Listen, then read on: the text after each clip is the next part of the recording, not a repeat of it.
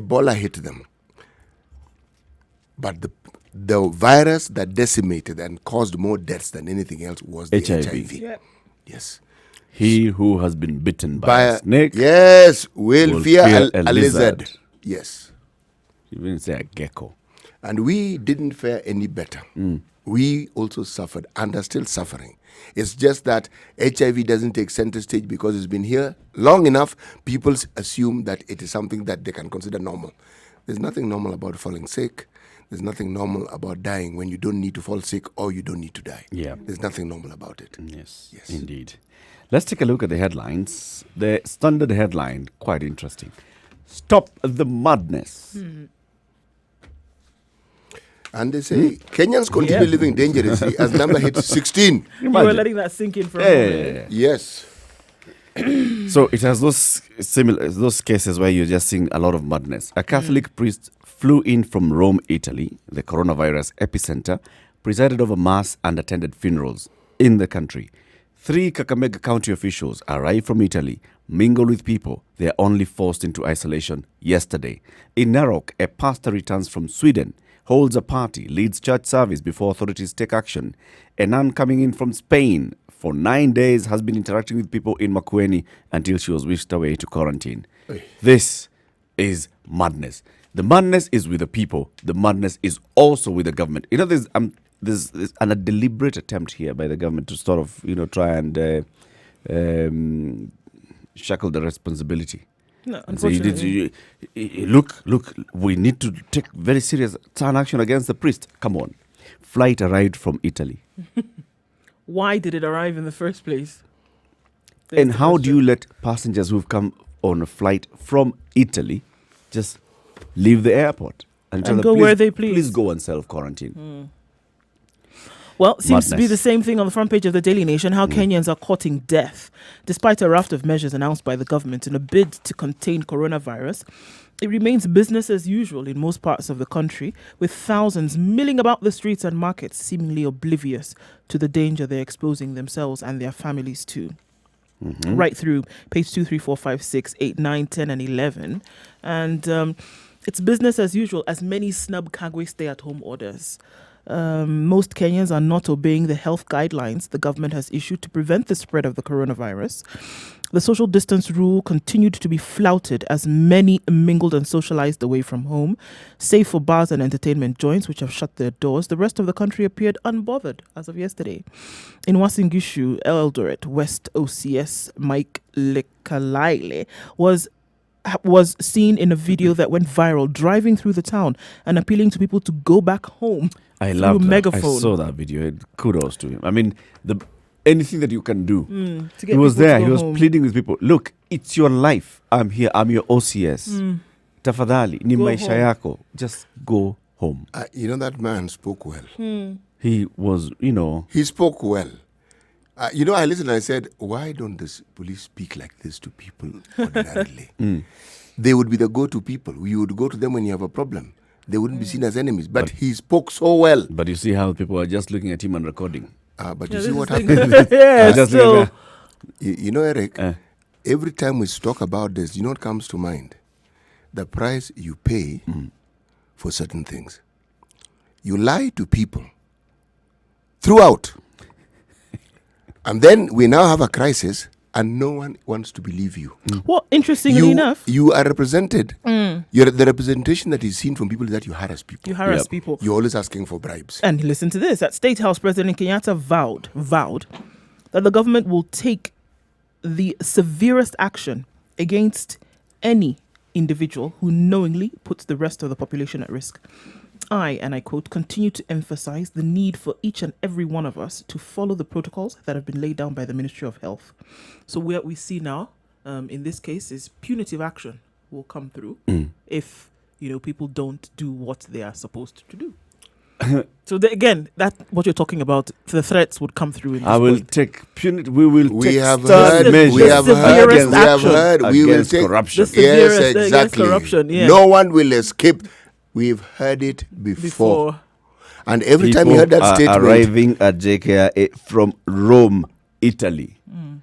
and you are letting them go home, and then you say we will take severest action. How are we supposed to? How are we supposed to respond to those statements exactly? Carrying us pumpkin. How? Sorry, what? Kutubeba malenge. Yes, he has brought in a fruit. Oh, sorry, malenge is not a fruit. It's a malenge. It's not a vegetable. Right? You know malenge.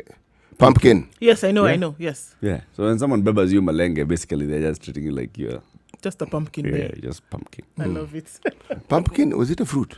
No, it's no, not a fruit. Is it a vegetable? It's a vegetable. It's a vegetable. Yes, it is. It is. So pumpkin Yes. is a vegetable. Yes. So what you're saying then that sweet potatoes are also vegetables? A sweet potato is a tuber. Then pumpkin is a rounded tuber. Yeah. But the pumpkin But it does has not come from seeds. the ground. Tubers don't have seeds.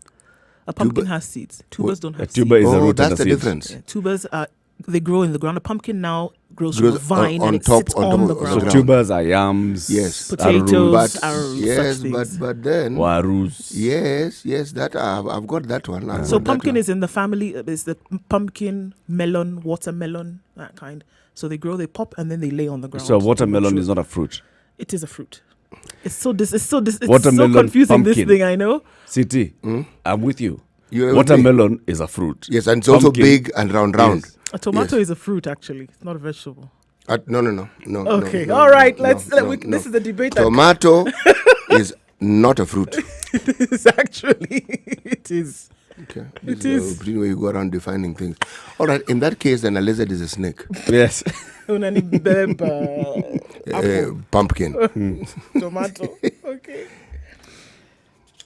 Okay, so here is another story. Self-quarantine, the heavy price awaits travelers arriving in the country. This is telling the story of a Kenyan who had gone to Uganda on a work-related trip, comes back into the country, finds a lockdown. For a moment at the JKIA, he and an estimated 350 fellow passengers arriving from Entebbe and Seychelles were staring at the likelihood of spending the next 2 weeks in isolation at the four-star 4 Points by Sheraton Hotel. A night at the hotel, according to the officials, would cost them 10,000 shillings. That's about 140,000 shillings. Just lose cash for 2 weeks. Not much money, which might, however, be stated as the prevailing asking prices on booking platforms are nearly twice the stated amount.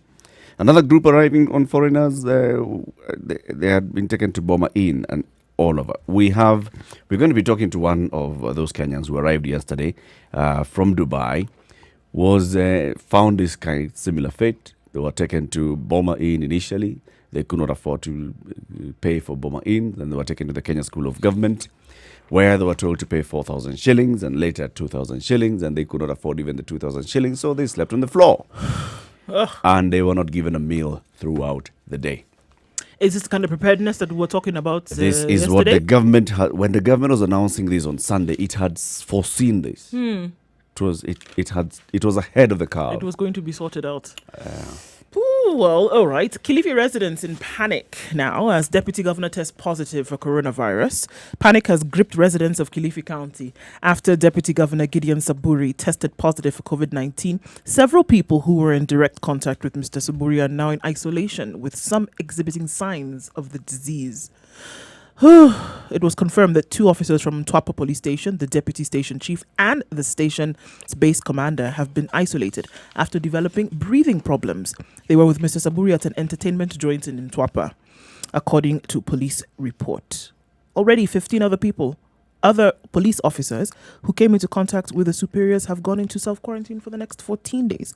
A senior officer confirmed that the 3 were sharing a drink at an undisclosed hangout. It is also now going to be a Herculean task for the region's contact tracing teams, given reports that the deputy governor visited several social joints in Mombasa and Kilifi counties. So in addition to all the else that's going on, they now have to trace everybody that he came in contact with over the last couple of days. We don't need the government. At this We rate, do no? not need a government. What's the reason? What's the purpose of government's main purpose is security. And what's the other thing? Provision of service, Baba. Now, if they cannot do either of those two, if you cannot secure your people by enforcing a law, that's why we give you the powers to make laws and enforce laws. So then what are you doing is the And you question. cannot enforce those laws that you make. What's the point of having a government? Today I'm on one of those standoff as inmates resist routine search. Now, You know, first of all, we've blocked all visits to prisons. But then there was a standoff at the Kengongo Maximum Prison yesterday in Nyeri after inmates refused to have their cells searched for contraband. Now, this is a different story altogether. Prisons authorities are regularly search cells to ensure contraband goods are not sneaked in. Wardens have also been accused of smuggling contraband goods, including phones and drugs, into the facilities. The prisoners are saying that they do not want to be searched, claiming that they fear wardens would expose them to coronavirus. There. It's not different. Yeah, it's and I was actually thinking about this as I was reading.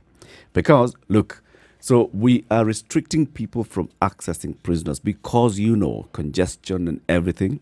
And then you're saying that the wardens who are coming from outside can still come and search and mingle freely with the prisoners. And we say no. What have you done? Prisoners are completely within their rights. Yeah, I would say so. Take all the measures you need. Or that you can. Or that you can. Why the state's forced quarantine is a sham. Another story. It's either Boma Hotel, as you said, but a lot of people are really complaining now about the situation in the quarantine centers, either because of the price or mostly because of the price, and then the conditions there are not as expected. Surely. So you're taken to a hotel. The government, remember we spoke about this here with the CAS for Health, Just Dr. Mwangangi. Yeah. And I'm saying, all right, you'd expect that the government would negotiate with these facilities and say, all right, people who are coming into the country, they may not be able to afford your daily rates. So what can we do? This is an emergency situation. You don't have visitors anyway. You don't have, your rooms are not occupied. Yeah. This is an emergency situation. How can we convert this into a quarantine facility? What do we need to do? Give them a room and accommodation, give them food.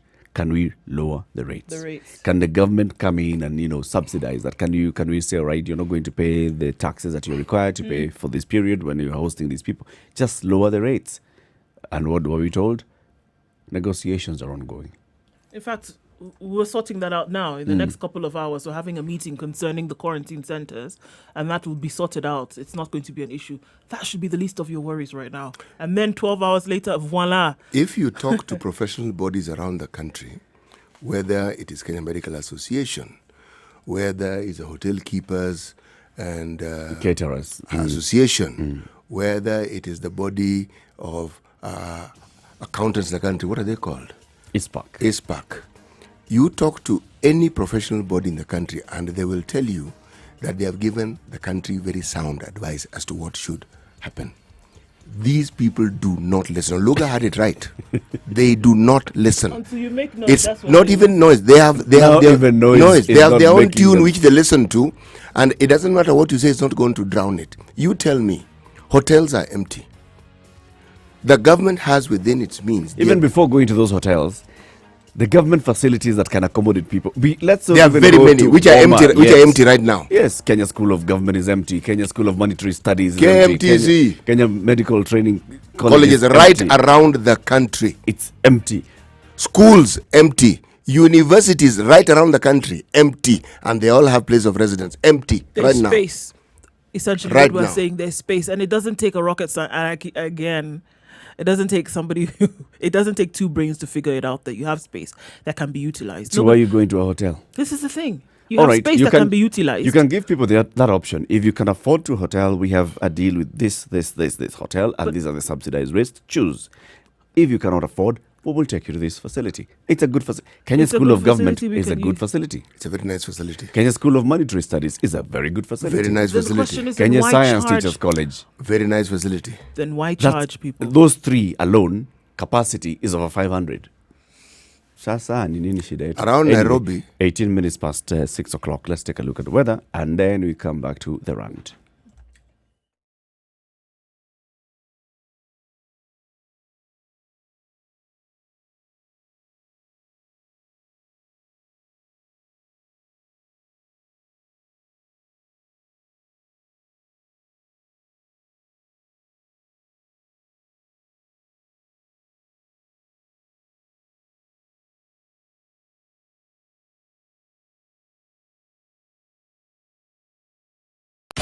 .24/7 around the world, non-stop. This is Spice FM. Classic soul, R&B, smooth jazz, neo soul, and nostalgic ballads. Make some noise. Yeah! You're listening to Spice FM.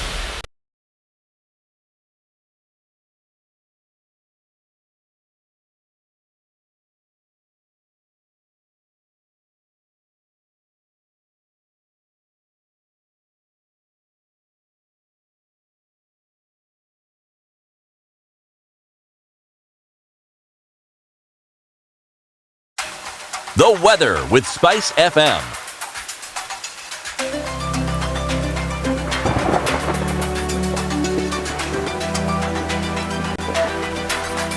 Bit of a warm morning this Tuesday in Nairobi at 17 degrees, partly cloudy conditions, chances of rain later in the afternoon with highs of 27 and lows of 16. In Nyeri at 16 degrees, it's mostly cloudy, thunderstorms expected later with highs of 25. Looking into Nakuru at 15 degrees, it's partly cloudy, a chance of rain there as well with highs of 26. It's 14 degrees in Eldoret and clear this morning, likely to open up into rain later with highs of 26. In Kisumu at 19 degrees, it's mostly cloudy, a chance of rain too with highs of 29 and lows of 19. 28 degrees and mostly cloudy in Malindi, a chance of rain with highs of 32 and lows of 28. In Mombasa, 27 degrees, it's clear skies for most of the day, chance of thunderstorms later with highs of 32 and lows of 27. Hop, skip, and a jump into East Africa. In Kampala, 20 degrees, it's mostly cloudy, chance of rain later with highs of 26 and lows of 20. It's light showers this morning in Dar es Salaam at 25 degrees. It'll open up into thunderstorms later with highs of 31. Down south in Johannesburg at 12 degrees, it's clear skies all through with highs of 24 and lows of 12. In Lagos, it's light thunderstorms and rain this morning, probably carrying on throughout the day with highs of 33 and lows of 26. Take a look at North America and in New York, 3 degrees is cloudy, opening up into clear skies later with highs of 7 and lows of 2. In Paris, it's 3 degrees and clear skies all through with highs of 13 and lows of 0. And finally, in London, it's 4 degrees and clear skies for now, cloudy conditions following later with highs of 10 and lows of 3.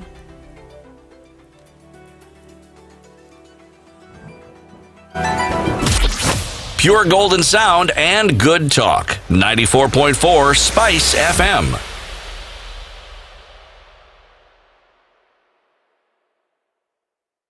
Mature, intelligent talk every morning. Spice up yourself.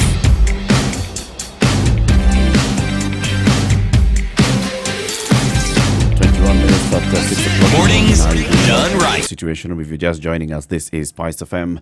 We are live streaming the show on www.spicefm.co.ke. We're also live streaming on Facebook and YouTube. Spice FM KE is the page on the channel. We're taking a look at the headlines. Remember, you can get the standard e-paper app from Google Play Store and Apple App Store, and just one subscription fee. You get to access the standard wherever you are. In these days of lockdown, partial lockdown as it may be in the country, you still can access the standard newspaper. And shortly I'll be telling you, because the standard can also be delivered right to your doorstep. Wherever you are across the country, I'll give you the numbers to call shortly.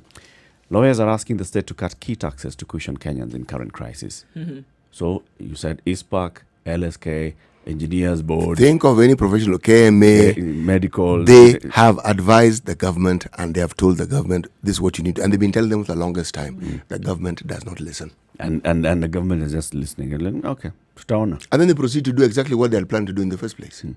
According to the outgoing LSK President Alan Geshohi, in a letter written to Treasury CS Okuriatani and copied to the CBK Governor Patrick Njoroge, and the Attorney General, Paul Kihara, the lawyers are asking that in order to ensure businesses take all reasonable steps to ensure the economy continues to tick, they propose that the additional expenses incurred during the pandemic be granted a 150% tax deduction.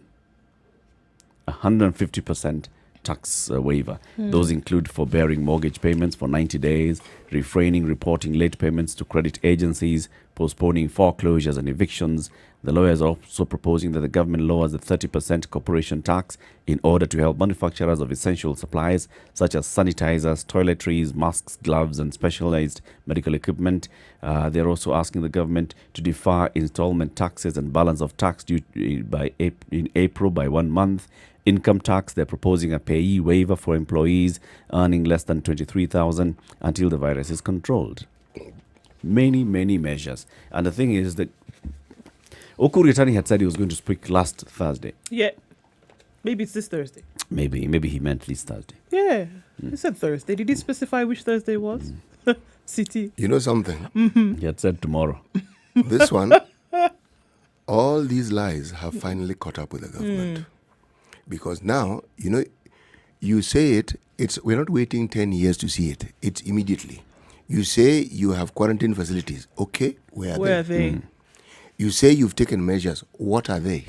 And then we have actual human beings who then enter into these quarantine facilities, for example, and their experience is totally different from what you've said is the case. Yes. So we're not talking about Martians somewhere that you can't actually pinpoint and speak to. Actual human beings, Kenyans and foreigners, who've gotten into these quarantine facilities and they're telling a different story. And we have flights coming from the very countries that now represent the epicenter of the disease, and yet we had been told they've taken measures. Things are under discussion. They have it under control. Those are the same utterances we heard from Trump. And look at where that landed his country. Complete and total chaos. To the point where individual states are now decided, this one, you are not waiting for the federal government to tell you what to do. Oh, no, we have, look at states, for example, like Texas, that have basically rolled out the army and the troops are out and it's the tanks on the streets, making sure that people are, number one, not out of their houses, locked down from last night, not out on their houses. And the army has taken force and said, okay, because it's a federal system, you then have the autonomy over your territory. So, look, we're not Texas dealing with... gone that route. Illinois gone that route as well. Oregon went before everybody else. There you go. Yes, New York. So, you are talking about states that are truly populous. Okay? Texas's economy is California that of... as well, actually. Yes. Texas economy states. alone Largest, is that yes. of... Yeah. So, when you see these examples, and then here in Kenya, if you hear the story of JKIA and the confusion, people are there, not 42 hours, not 3 hours, no. You're talking about 2 o'clock up to maybe 4 in the morning. People who want to travel can't travel. Those who've come in don't know what to do. There is complete chaos in that place. Yes. And you're being told, enter this. They've mingled people who want to leave the country with those who've come in. And you're being told now you must go back and be quarantined. Saying, no, I actually wanted to leave the country. No one is actually paying attention to that. We are not prepared. We're not prepared. What are we talking about? If you just want to look at Texas, for example, just as an example, it's the second largest economy in the United States with a GDP of $1.8 trillion, and that was in 2018. GDP per capita is $62,962, and that was in 2018. The governor of Texas, Dan Patrick, says a bad economy is worse than the coronavirus. So you can understand then why they're going to deploy the military, that they're going to deploy the army onto the streets, because they said, look, guys, you're going to stay at home because we're looking at the future of this state. You can imagine a state, this is within a federal system. We're not even talking about the entire country. One state who understands, look, we're not going to joke around with this thing and we're shutting it down. We can't afford to. We cannot afford to, because corona will end, and then where will we be tomorrow? So you can imagine the best laid plans have been put in place and they're going to follow them to the letter, which is what it's what is required in a position like this. Granted, they're late. They are late, but they say they've what? Been laughing at China, but they are months late. They are. This is where they are. Now, those who... Yesterday we talked about triangulation of phones. If you want to know and track and trace people who have come into contact with somebody who's infected with corona, it's possible. Now, the government is already deploying these measures. State is tapping the phones of isolated cases. So if you arrive at JKIA and you sign that form, since when was it declared? From Friday? So it was rolled out on Saturday. Now you sign in a form saying that you're going to self-quarantine, and this is where you're going to self-quarantine. You write your number. Now the police have that. So they are able to track you wherever you are. If you leave that particular region where you said you're going to self-quarantine, you are taken in. One lady arrived from abroad and had committed to self-quarantine for 14 days, and then she went to work at NSSF. She was picked up by police. Oh, nice. And taken to a quarantine facility. Their mobile phones are being monitored. When you swear to self-quarantine, you state where you will do so. If you move from the stated area, you're supposed to report this. You are not supposed to switch off your gadgets, said a source at the police department. However, these measures are just, those haphazard measures, if you ask me. I don't completely. Look, yesterday, there was a Mombasa-bound bus. Mm-hmm. When they stopped at Mtitwandei, one of the passengers who had alighted to go to the necessarium collapsed and died. Oh, no. And some people decided they were not boarding that bus again. Some, yes, and... because they don't know what has killed the person. No, they do not know. But it tells you that the message of the coronavirus has actually spread. But you have to ask them, what on earth were they doing? So many people in a bus. Now, the county commissioner, Mali Mohammed, said they took the details of all the passengers and they've asked them to self-quarantine when they get to their destination. But was this person coughing? I mean, did they exhibit corona-like symptoms? They said the one person said the person had been coughing even as they alighted from the bus. Maybe heart attack. It is more, the likelihood is that the person had some heart problems. Wow. But you cannot now cough. And remember, we're being told this Yeah. thing, it's not a question of the cough. And I'm sure when he It's not even a started question of a coughing, cold. I'm sure he was calling out for help. Yes, he was. You know, like trying, guys, So please. that's help what me. may have come out as a cough. Yeah. Yes. But you do remember that people are being told, it's not a cold that is symptomatic of this disease. It isn't even that cough. Start even with the fever. Yeah. Okay? But no. People will pick the information that they think is suitable to them, and that's what they're going That's to what act they're on. going to But run with. two things. People are aware of COVID-19. People know. We don't know whether it's airborne. It's being tested to determine whether it's airborne. Yeah. But the people who are in this bus decided upon, and then they're not taking chances. Someone has died. They are definitely not boarding that particular So bus. they've been asked to go and self-quarantine. Oh, yes, this was yesterday. So it means they've reached their destination, which was Mombasa or Malindi. And they've been asked to self-quarantine. How do you see that happening? Same as the rest. Has the Like government everybody given else. details of what self-quarantine means? The request for self-quarantine is just going to be like the rest. It's Yes. interesting because these questions are actually being asked of the Prime Minister in London, because he's being asked, okay, so you say we need to stay away from people, but we can actually go into the park and have a run, for example, but we shouldn't have parties. So, I mean, everybody's asking for clarity in this case. But here in Kenya, I think it's really required to know, are we supposed to stay home and not leave the house? People want to know and be very clear what the case, what But the there's no actual clarity on ask that issue, is there? There isn't. No, there really isn't. This is Kenya, in case you've forgotten. 31 minutes after 6 o'clock. Good morning.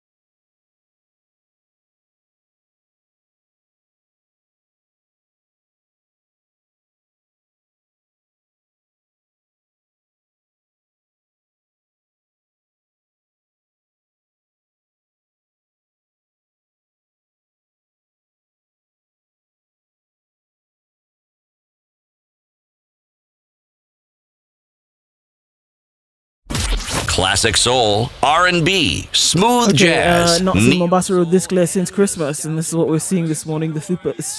Okay, here we go. Spice FM. Thika Super Highway. The super. Thika Super Highway. There you go. It's moving very smoothly this morning. No problems there whatsoever. Waiyaki Way, no jam at all.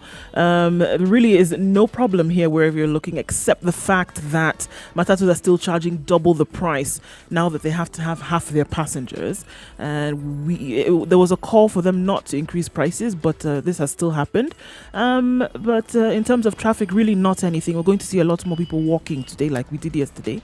So we're not going to see much vehicular traffic, but we will see human traffic today, unless there are incidents or accidents that we should know about. Please do let us know. But everywhere you look, it's easy sailing around most of the streets. We'll keep you updated if things do change in a bit. Spice of MKE on Twitter, 0719012600. In case you see something that we should know about, don't hesitate to let us know.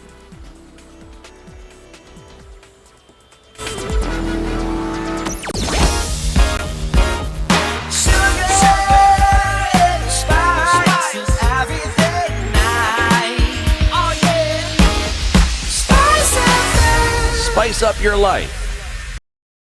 Mature, intelligent talk every morning. Spice up yourself.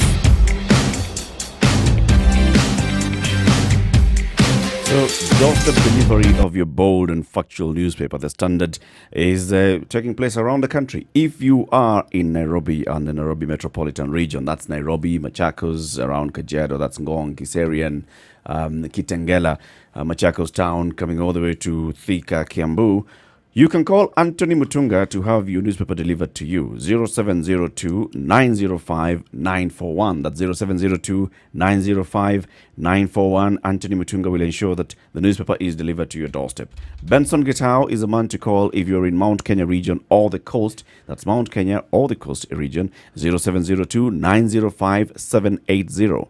0702 905 780, Benson Gitao. And if you're in Rift Valley and Nyanza regions, call Marco Diembo on 0776 756 107. That's 0776 756 107. This is a situation room. It's Kenya's biggest conversation. What we're doing now is taking a look at the newspaper headlines, what's been covered in the news, and keep it right here, because in the next hour, 7 to 8 o'clock, we'll be joined by somebody from the Kenya Bureau of Standards to talk about reading the market of substandard hand sanitizers. There's been this complaint that, there are very many people who are using hand sanitizers that are substandard, or people who are selling substandard hand sanitizers and the rest of things in the market. So we'll have somebody, a senior manager from Kenya Bureau of Standards, to talk about that. And then from 8 to 9, we'll have Dr. Andrew Mulua. He is the CEC in charge of health from Makueni County. These are the people who have been praised for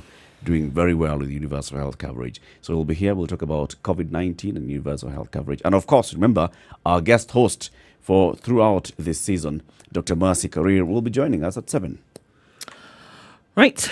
On the back page of The Nation, CBK frees 35 billion to support distressed borrowers and cuts interest. The Central Bank of Kenya yesterday freed up 35.2 billion shillings and made it immediately available to commercial banks to support distressed borrowers as a result of the novel coronavirus COVID-19. The banking sector regulator also cut interest rates by 1 percentage point. Further easing the burden of loan repayments as the industry finds ways to shield its books from defaults expected as the country implements far-reaching measures to contain the outbreak. After a meeting yesterday by the Monetary Policy Committee, which sets the interest rates and gives policy directions to deal with inflation, CBK Governor Patrick Njoroge said although the pandemic's impact on the country's economy is still evolving, it is evident that it could be severe. He said the MPC's deliberations focused on minimizing the economic and financial impacts. To this end, the committee lowered the CBR rate to 7.25% from 8.25%. This effectively reduces interest rates by a similar margin. It means that if your bank was charging you an interest of 14% on your current loan, it will now charge 13%.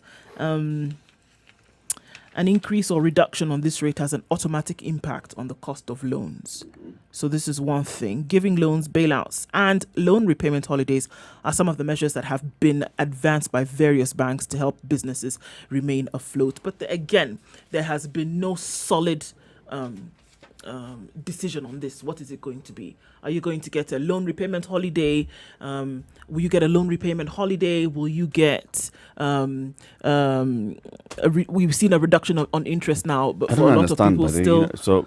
Money has been availed to the banks, and it's going to be used to help distressed borrowers. At what rate? So, well, the 13% instead of 14. No. The rate How is exactly is this going to help? That's the question. Well, in terms of if you're what- still expected to repay within the same conditions, This 1% is going to make a difference. this is the to- thing. It seems like a drop in the ocean in terms of what you will still be required to pay. Actually, to say it, call it what it is. It is a drop in the ocean. No, it is nothing. Okay. 1%. 1% It is nothing. It's nothing. It is absolutely nothing. Right. People require tax holidays. People require loan repayment holidays. Yes, they require Yeah. moratoriums. 1%. You know what they've done? They've not even taken us back to where we were before they repealed. It took you 2 steps beyond that. Yes. Before that, actually. When we had the interest rate cap, it was at a certain percentage. What they've done is simply taken us back there. So what on earth have they done? borrow today, start paying tomorrow. Yes. Still probably at the same rate when it comes around to it. Look, And those that have ongoing loans are still expected to pay. Today Yes, is the 24th. exactly. In Yeah. 5 days, you're supposed you have bills to pay.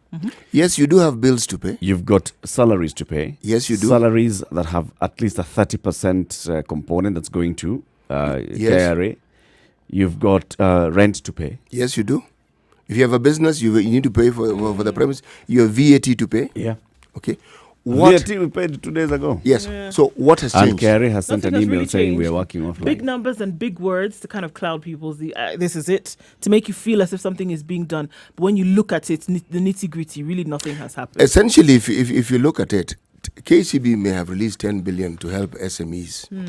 But what they're telling you is that we're still going to continue doing business. This isn't a time for doing business. It's time for making sacrifices. It's business as usual. Yes. We have more money. Come and borrow. Yes. We know you need money. Come and borrow. get it. Come and get it.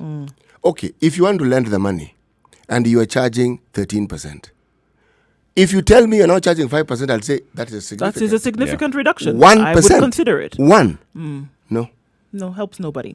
And Nothing then has changed with 1%. You're not boarding. everybody's Absolutely waiting. not. Well, we saw that yesterday. Everybody, and even till today, everybody's waiting for an announcement on what measures will be taken, especially after the flurry of decisions that came from around the world and things that they're doing for their citizenry.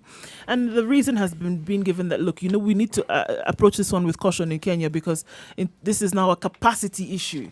That does the government have enough money to be able to put, these necessities in the hands and pockets of Kenyans? And to say that, first of all, the government is broke. So what Kenyans are expecting in terms of stimulus packages essentially may not happen because the government doesn't have money. This is this is what we're hearing. Without us being told, this is what we're hearing. We called a Kenyan finance expert who was in Riyadh, Saudi Arabia, Mohammed Ulie. He told us, look, guys, our Jubilee government has just taken us to broke. This government is broke. Don't expect anything. Page 6 of the Standard today. Broke government with limited options in fight against corona. The state finds itself between a rock and a hard place as calls for a stimulus package to keep the economy afloat increase, yet coffers are in the red. Somebody from Genghis Capital, financial analyst from Genghis Capital says, as the business environment becomes more challenging, we expect a dip in tax revenues and in turn, government spending. So this government is broke. It still wants money from us. We don't have money to give it. So it's going to get even more broke. Eric, And then they're telling you to stay at home and you're not able to work and fund this the government in is the not first place. broke.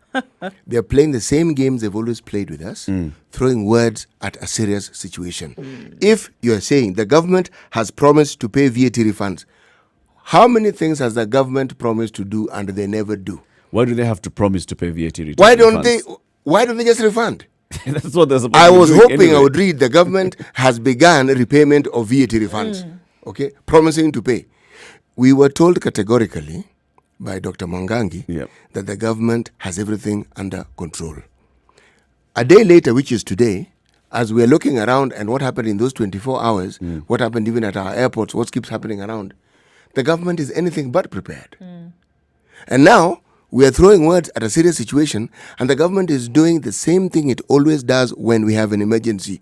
This one is not an emergency. This one, we have a critical situation that endangers the lives of each and every Kenyan. and they are still waffling. You would think that this would be a point at where, the people of the country, the citizenry, would take center stage where something needs to be done. And we can't, we're going round and round. And I think you were right yesterday when we talked about this, Eric, when you said, look, people are pussyfooting around this issue and not saying, look, this is what we are going to do.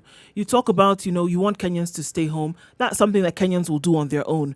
But in terms of salvaging a situation whereby their economic needs need to be met, that's where you need to make a decision. The government isn't saying anything concrete, anything that At you can all. take home. Something concrete. We are being told they have said and done. 2.9 billion shillings. The president himself said 7.4 billion would go towards supporting health facilities and health workers. What are these people talking about?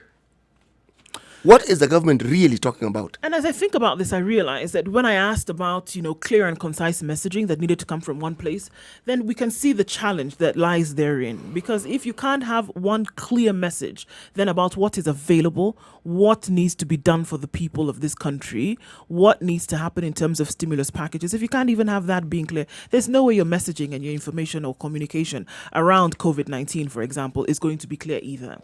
And it's just indicative of the fact that we seem to be running going in a backward direction, unfortunately. And if this situation needs to be salvaged, again, and I remember the article that we read in The Economist, and the gentleman said, if anything is needed, honesty is needed at some point.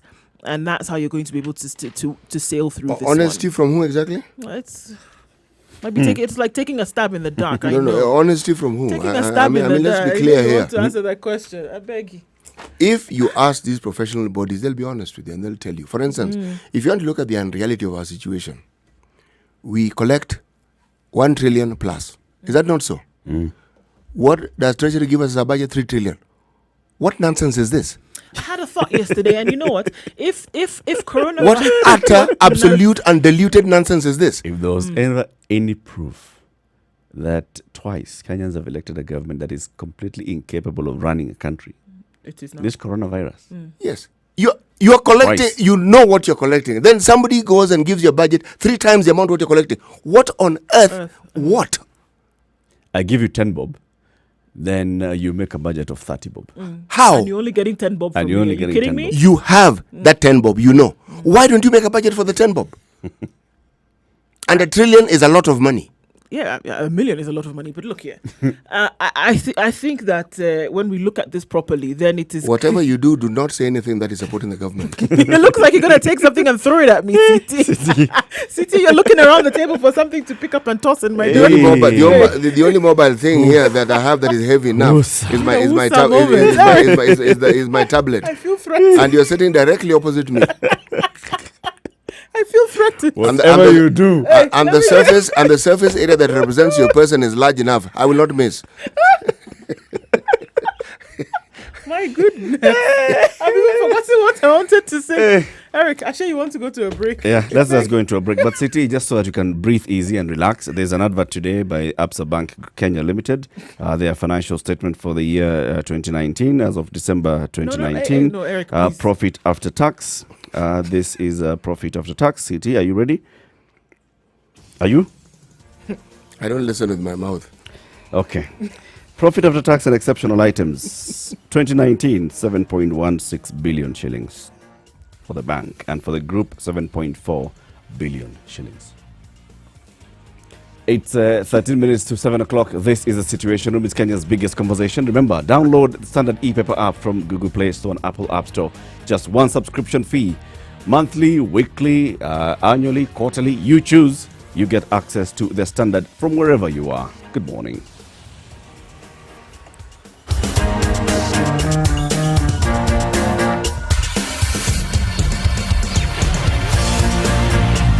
The latest talk and greatest memories on Spice FM.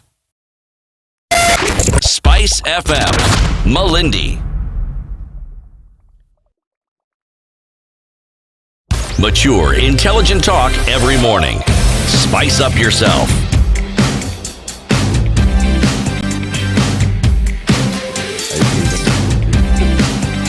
Mornings done right. It was a moment for you to breathe in. Hatuwezi endelea hivi. No. Hatuwezi ishi hivi. I mean, what? Surely. Eh? Don't these guys have any limits? Is there nothing sacred? Is there nothing that they can?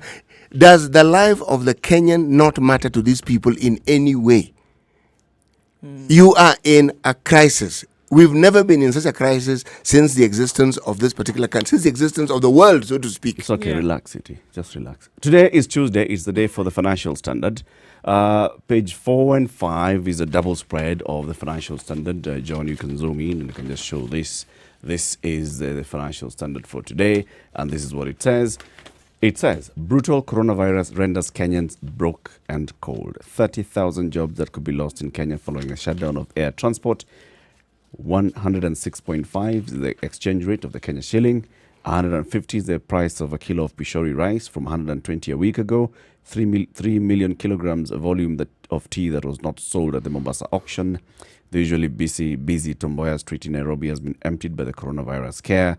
A worker at Maridadi Flower Farm dumps mature roses which were ready for export due to lack of market. Fuel stations such as this one on Koinange Street are seeing thin traffic.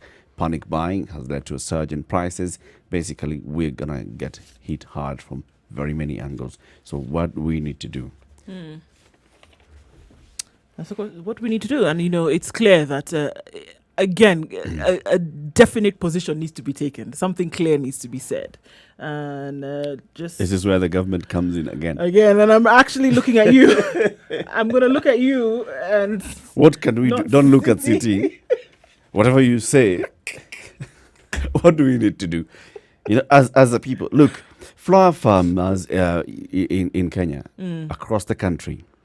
I saw a story the other day on the BBC on the auction market in the Netherlands. They're dumping their flowers. They are dumping their flowers because they have nowhere to send the flowers to. That means the Kenyans are not able to export our flowers.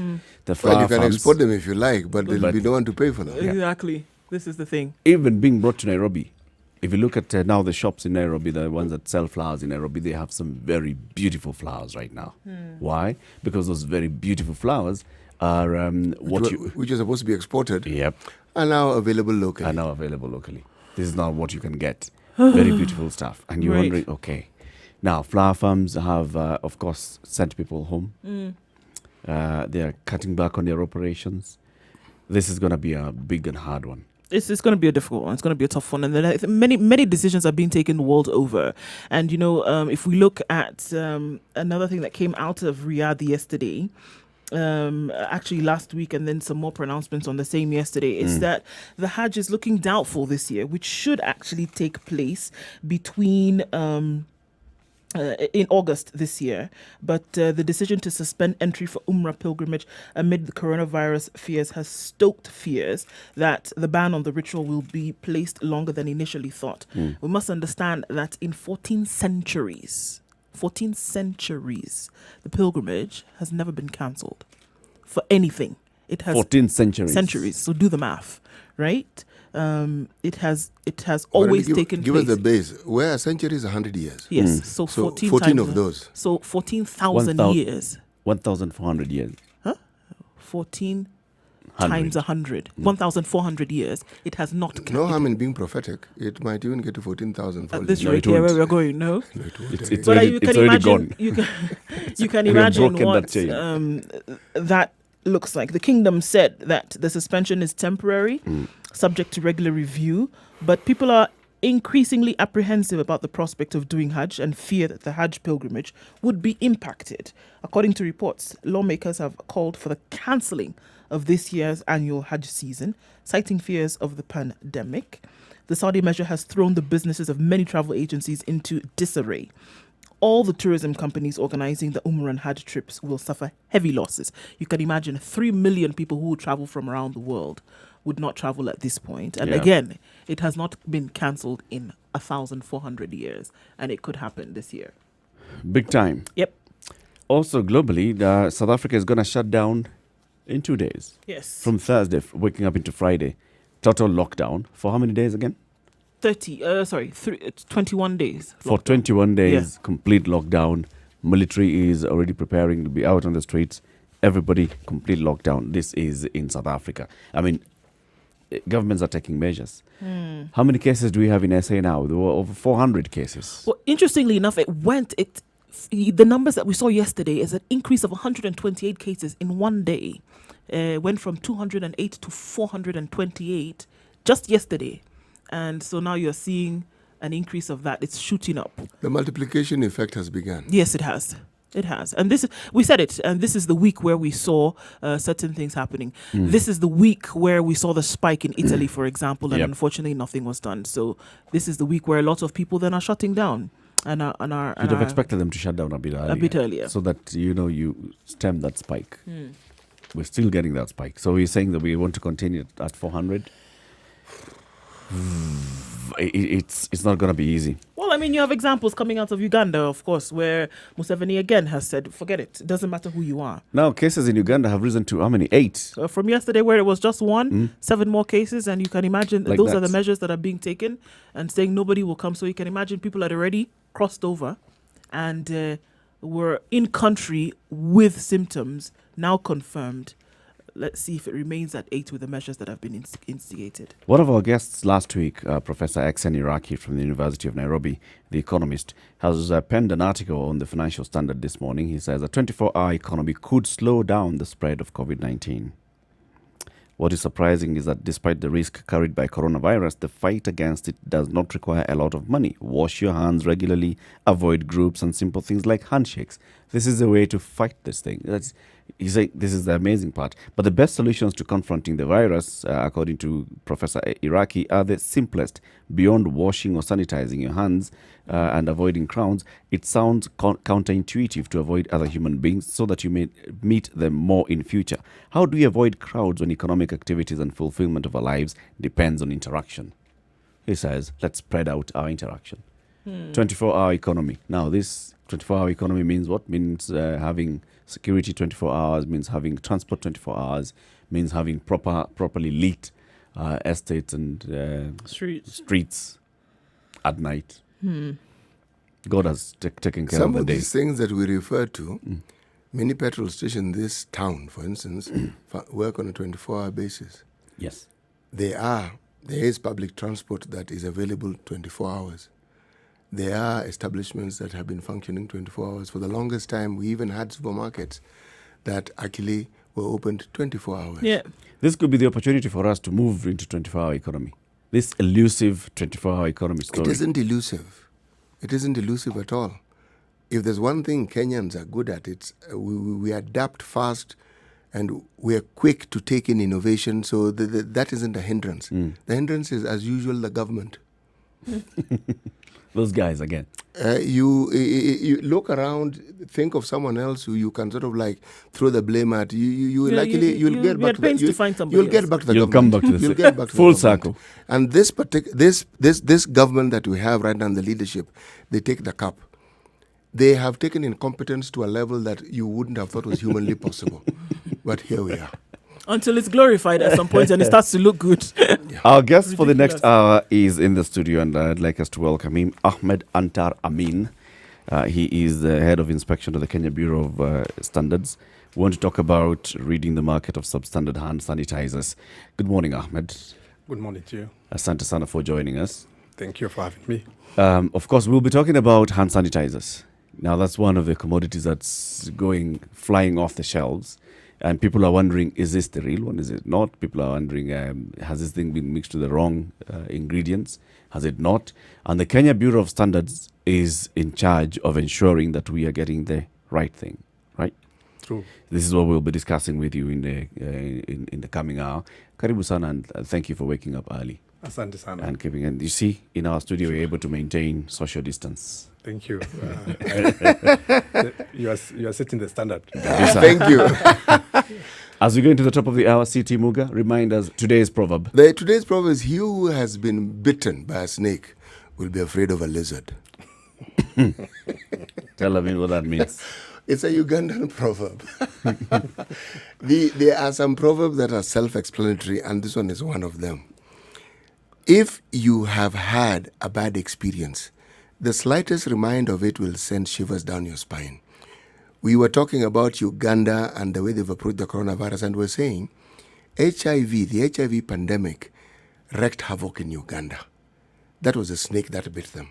So when you hear of the coronavirus, they're not taking chances. They know exactly where this thing goes, so they're taking whatever action is required. You may say they're taking it to the extreme, but that's what they're doing. They're not taking chances. But we clearly have not been bitten by the snake, or so we think. We were bitten by the snake and we're ignoring the bite. So we are still not afraid of the lizard. And actually we're saying in Kenya we should be afraid of the lizard as well. We've only encountered the small, what are they called? Those domestic snakes. The ones that just... Which are those green snakes which have no poison. In fact, in this case, the it's not tree even snakes. lizard. Are they called garden tree snakes. snakes? Yes, they're garden called snakes. garden Yeah. snakes. Yes. Those are the ones that we've encountered. Actually, us, we even think of geckos.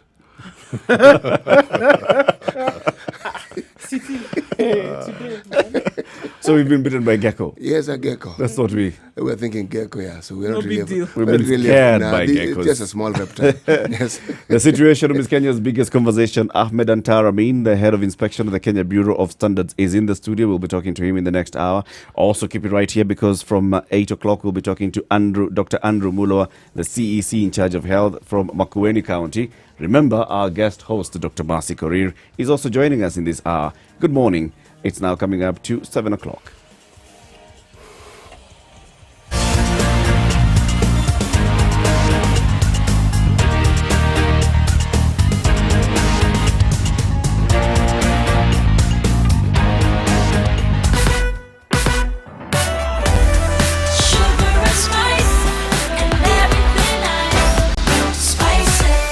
Spice up your life.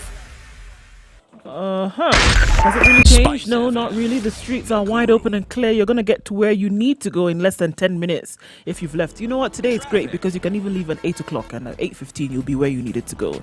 So there's a mass exodus, or rather now, mass homestaying by quite a number of people. Schools are closed. So Mombasa Road, looking around then to Wayaki Way, Thika Road, no problems whatsoever. We can't see any kind of traffic there not being experienced by anybody. Let us know what you see, however, though. Spice FM KE, we see some heavy traffic around Makadara for some reason. We'll take a look at that. But for now, it just seems to be something that will open up in a bit. Incidents or accidents, we'll take that information so that we can spread that to you. But for now, it looks very, very good. Spice FM KE on Twitter. Let us know what you see.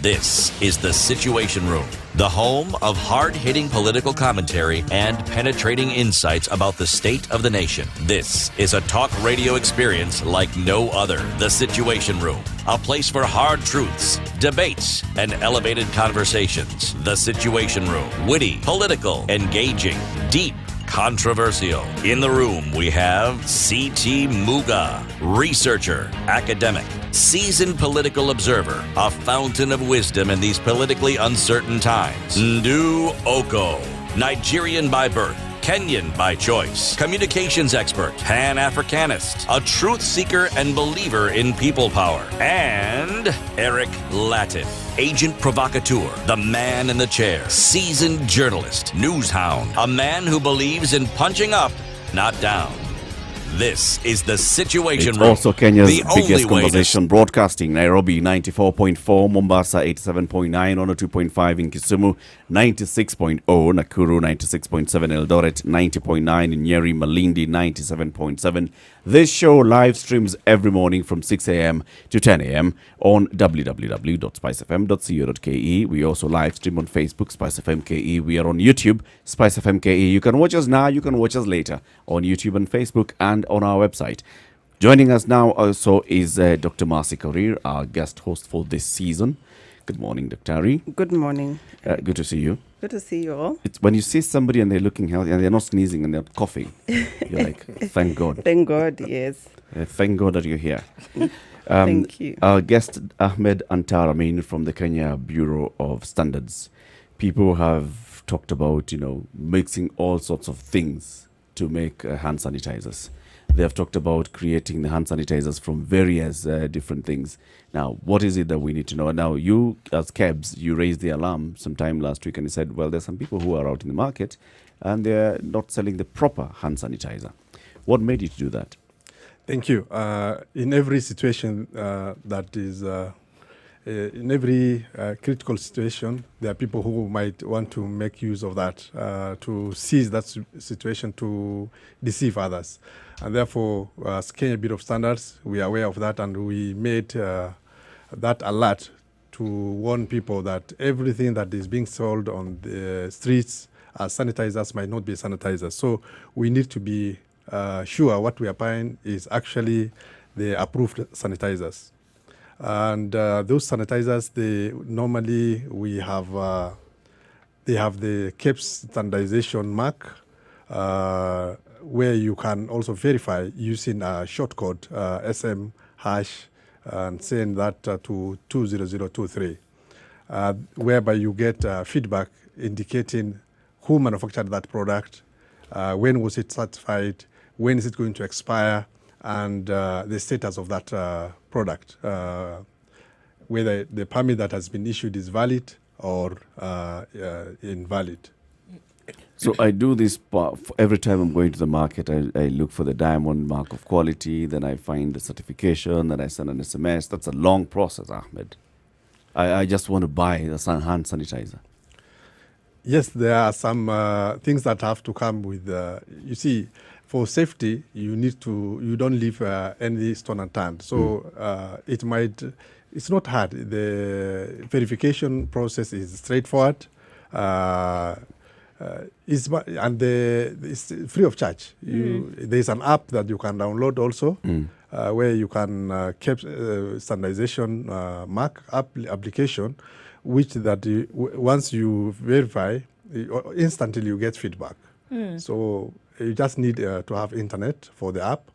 The other one is just you don't even need to have airtime in your phone. It's free of charge. So with that you can verify. So I think what you are going to look for is the mark first. And the mark is, there are two different types of marks. There is the diamond mark, which is voluntary mark, and the standardization mark. Okay. The standardization mark is the one that is mandatory for all locally manufactured products.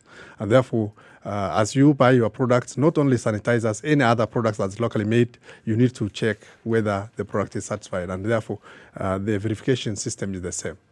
Yeah. Understanding that things went a bit went crazy in the last couple of weeks, in the last 3 weeks, nobody was really looking at, you can imagine, people were not worried about the standardization.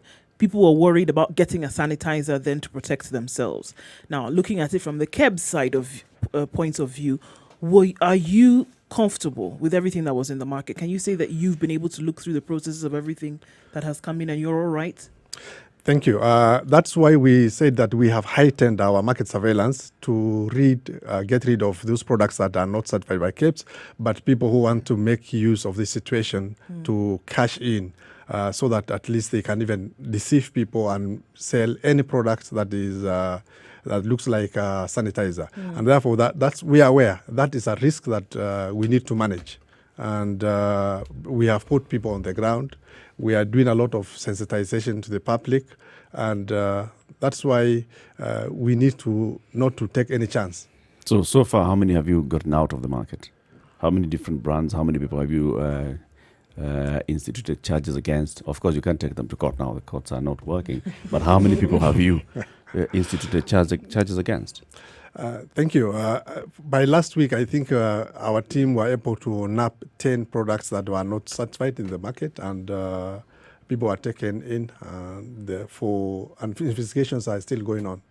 Can I ask the question? Yes, please. These people who were brought to book, Yes. can I assume they were mostly within Nairobi? Not necessarily in Nairobi, but Yes. those people who are, we are structured in such a way that we have 6 regional offices, Yes. and all the entry points we are represented, and we have people all over the country. I think you've answered. I was going to go there. I was going to say, what is your capacity for ensuring that what you're doing is actually carried out throughout the country? Yes. But you've answered the question. Thank you. Now, let me ask the second bit of the question. How stringent are these measures, and how can the citizenry be convinced that what you're doing will actually safeguard them? We are very strict on those people who might want to beat systems so that at least they can cash in. the Standards Act is very clear on people who sell substandard product. The fines are heavy, and also we are also empowered by the Act to take action against them. The other thing is, the country, we have a strong multi-agency framework where we closely work with the DCI, we closely work with the NIS, we closely work with other anti-counterfeit agency, and we also have closely working with the public, so that at least if you see something, this area of digital media, I think it is giving us a lot of first-hand information where somebody suspects something is already on WhatsApp, and we are on the ground. Talking of digital media, Yes. We've seen people on TV, on social media, advising people on how to prepare homemade sanitizer. But we've not felt KEBS. We've not felt KEBS come to talk and say, this is wrong, or this is right, this is not how to go about it. Or this is how to do it. Exactly. Because now you're handling probably the industrialists, but what happens to these people who are giving some advice for people to do it at home? Thank you. I think the thing is, the advice is global. Let me start from there. WHO has also given directives or some insight on how to make these hand sanitizers. However, as KEBS, we say that making these sanitizers at home is not safe. Remember, these sanitizers contain certain chemicals, and they need to be mixed in certain proportions. With that kind in mind, then it's not be easy to measure those proportions to the right mix. And therefore, that's why we say it's not very safe to make these sanitizers at home. So KEBS is opposed to people making their own hand sanitizers, despite WHO advice. WHO has given guidelines on those who have the capacity to make those homemade sanitizers. Remember, if we have everybody just say now I can mix these things, and you just hear that it has 60% to 95% alcohol. The minimum requirement in the standard is you must have sanitizer that has active ingredient of ethyl alcohol of 60% by volume. Now, for you to make that 6% by volume, what are the gadgets that you require to mix these proportions? You need to have, it's not just the alcohol. When you apply that in your hands, it must be safe. We are looking at a scenario where this product has also moisturizers in form of either vitamin E or aloe or any other moisturizer, so at least your hand is smooth. When you apply, it doesn't hurt you. That kind of proportion, mixing to that kind of proportion requires some kind of scientific background. Right. Yeah. And so if people are not making them at home, and those that are making, some of them are just doing it unscrupulously, what is the best way then that KEBS could advise us? I mean, how do we wait for just the big companies to come and sell it to us at exorbitant prices? I think currently the prices are affordable. No, they've shot up. Well, I mean, let's be honest. I mean, small look, thing, if we want to 300 talk bob. about, I mean, I without COVID, I speak for myself as an individual. I normally do buy sanitizer that you put in your bag, and the prices have gone up 300% from what we would normally buy. Okay. Unfortunately, this is a liberal market, and there's no price control. And our mandate is not to regulate the product pricing. Ours is to check that whatever is on the shelves is meeting standards. We give guidelines, and there are East African standards that is applicable to this product. And I have come with a copy of that East African standard. It gives the minimum requirement for one to call this product as hand sanitizer. What it must contain. What are the ingredients that it must have? What are the limits? And then how do we label that? Remember, this hand sanitizer is also highly flammable. And at this era of applying after every how many minutes, I don't know, then you want to, after applying, if you want to put on your might be GICO or whatever. It can also be a safety hazard. Right. We need to sensitize the public that once you have applied, you don't immediately So don't do hand sanitizer and hand take a matchbox. sanitize and then you take a matchbox and you burn it immediately. So these are flammable products, and therefore you need to be aware of that. So what must it contain and at what proportions? Thank you. As a minimum, we say that the product must contain alcohol content and this alcohol content is not the fermented alcohol that people love to take in the evening. This is the antiseptics. We are talking about ethyl alcohol or isopropanol or that kind of, it must contain not less than 60% by volume. The other thing is we need to control the pH, the basicity or the acidity of the product so that it is safe on application. The pH is 6 to 8. That is within around the neutral borderline, so that at least it doesn't hurt those people who apply that product. The other thing is the microbial efficacy. How effective will it be in terms of killing pathogenic microbes? The bactericidal efficacy is set as 99.99%. That is the minimum requirement that has been put in this standard. The other requirements that needs to come with this standard is elaborate packaging and marking requirements, which gives that the hand sanitizer you must indicate the direction for use and also the other precautions. This is a product for topical application.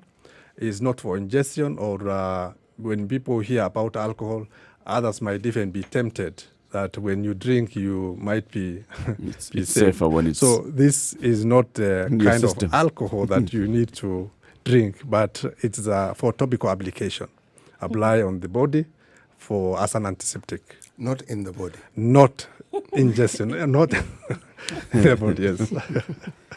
So you've been doing, you're head of inspection. Yes. KEBS has been doing the inspection. KEBS, so your department basically is the one that goes to the market to find out what you have in the market and whether it meets the standards. Yes, I'm in charge of inspection, mostly for products that are imported in the country, but then within the same Directorate of Quality Assurance and Inspection.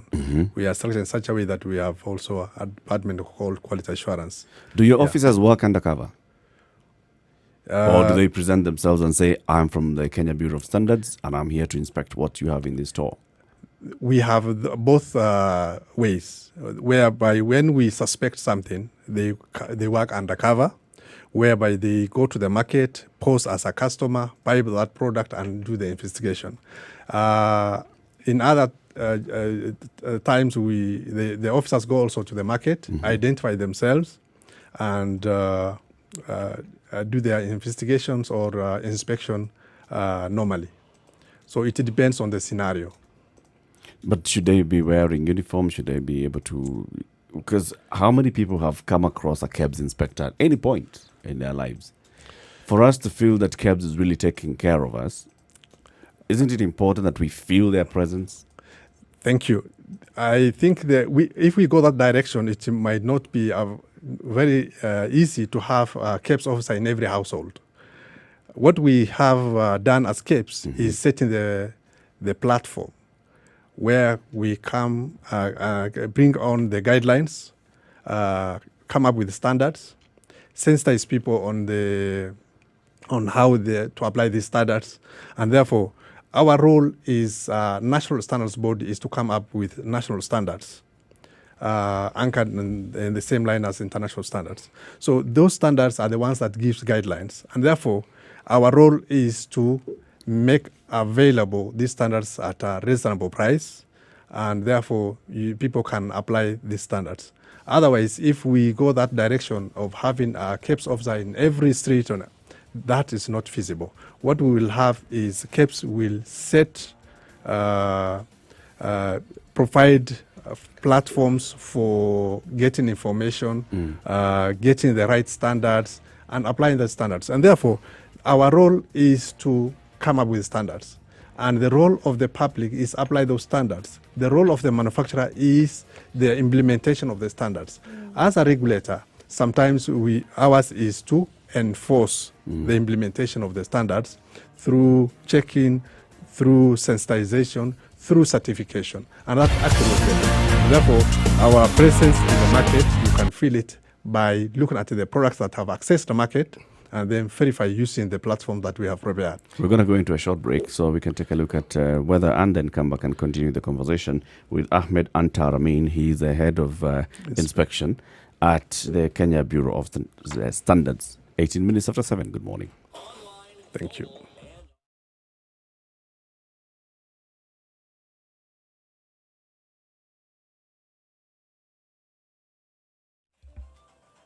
It's mostly cloudy conditions in Nairobi at 17 degrees and a chance of rain later in the afternoon with highs of 27. Looking at other parts of the city in Nyeri at 17 degrees, it's mostly cloudy. Rain showers expected later with highs of 25.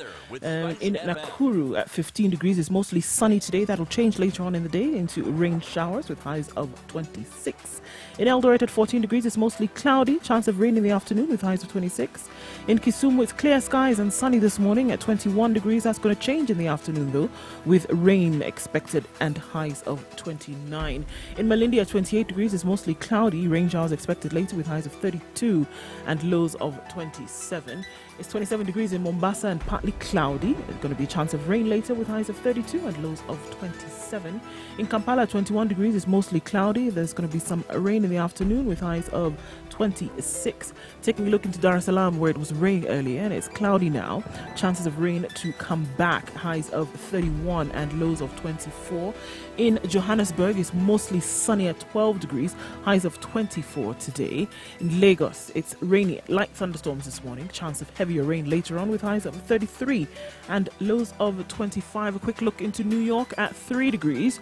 It's cloudy conditions, highs of 14 and lows of 2.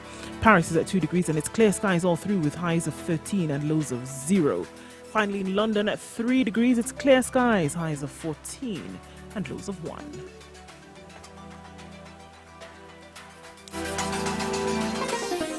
Chilled Spice.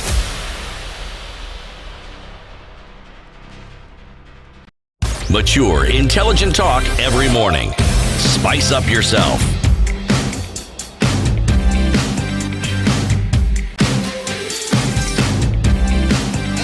Mornings done right. 94.4.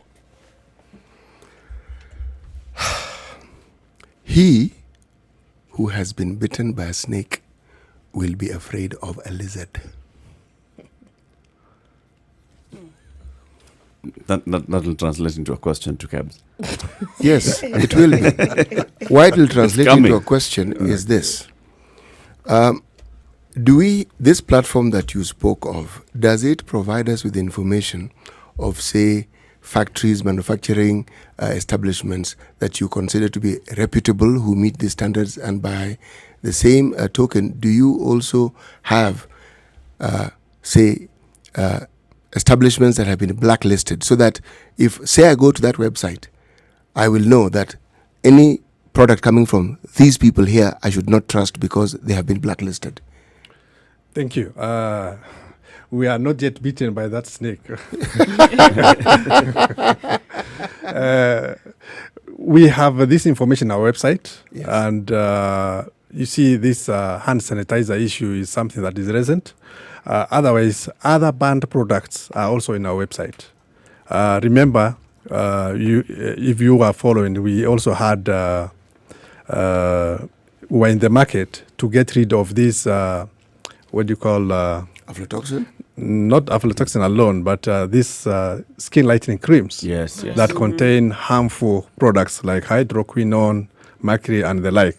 And therefore, we raid a lot of establishment and all those products that are banned that may contain those harmful products are also in our website.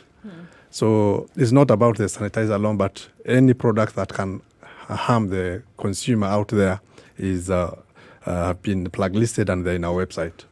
Yes. If we look at hand sanitizers now and what's going on, do you see this as an opportunity for the Kenyan entrepreneur to go into business, Do you see that as an opportunity, or do you see it as an opportunity for scandal, as you earlier alluded to?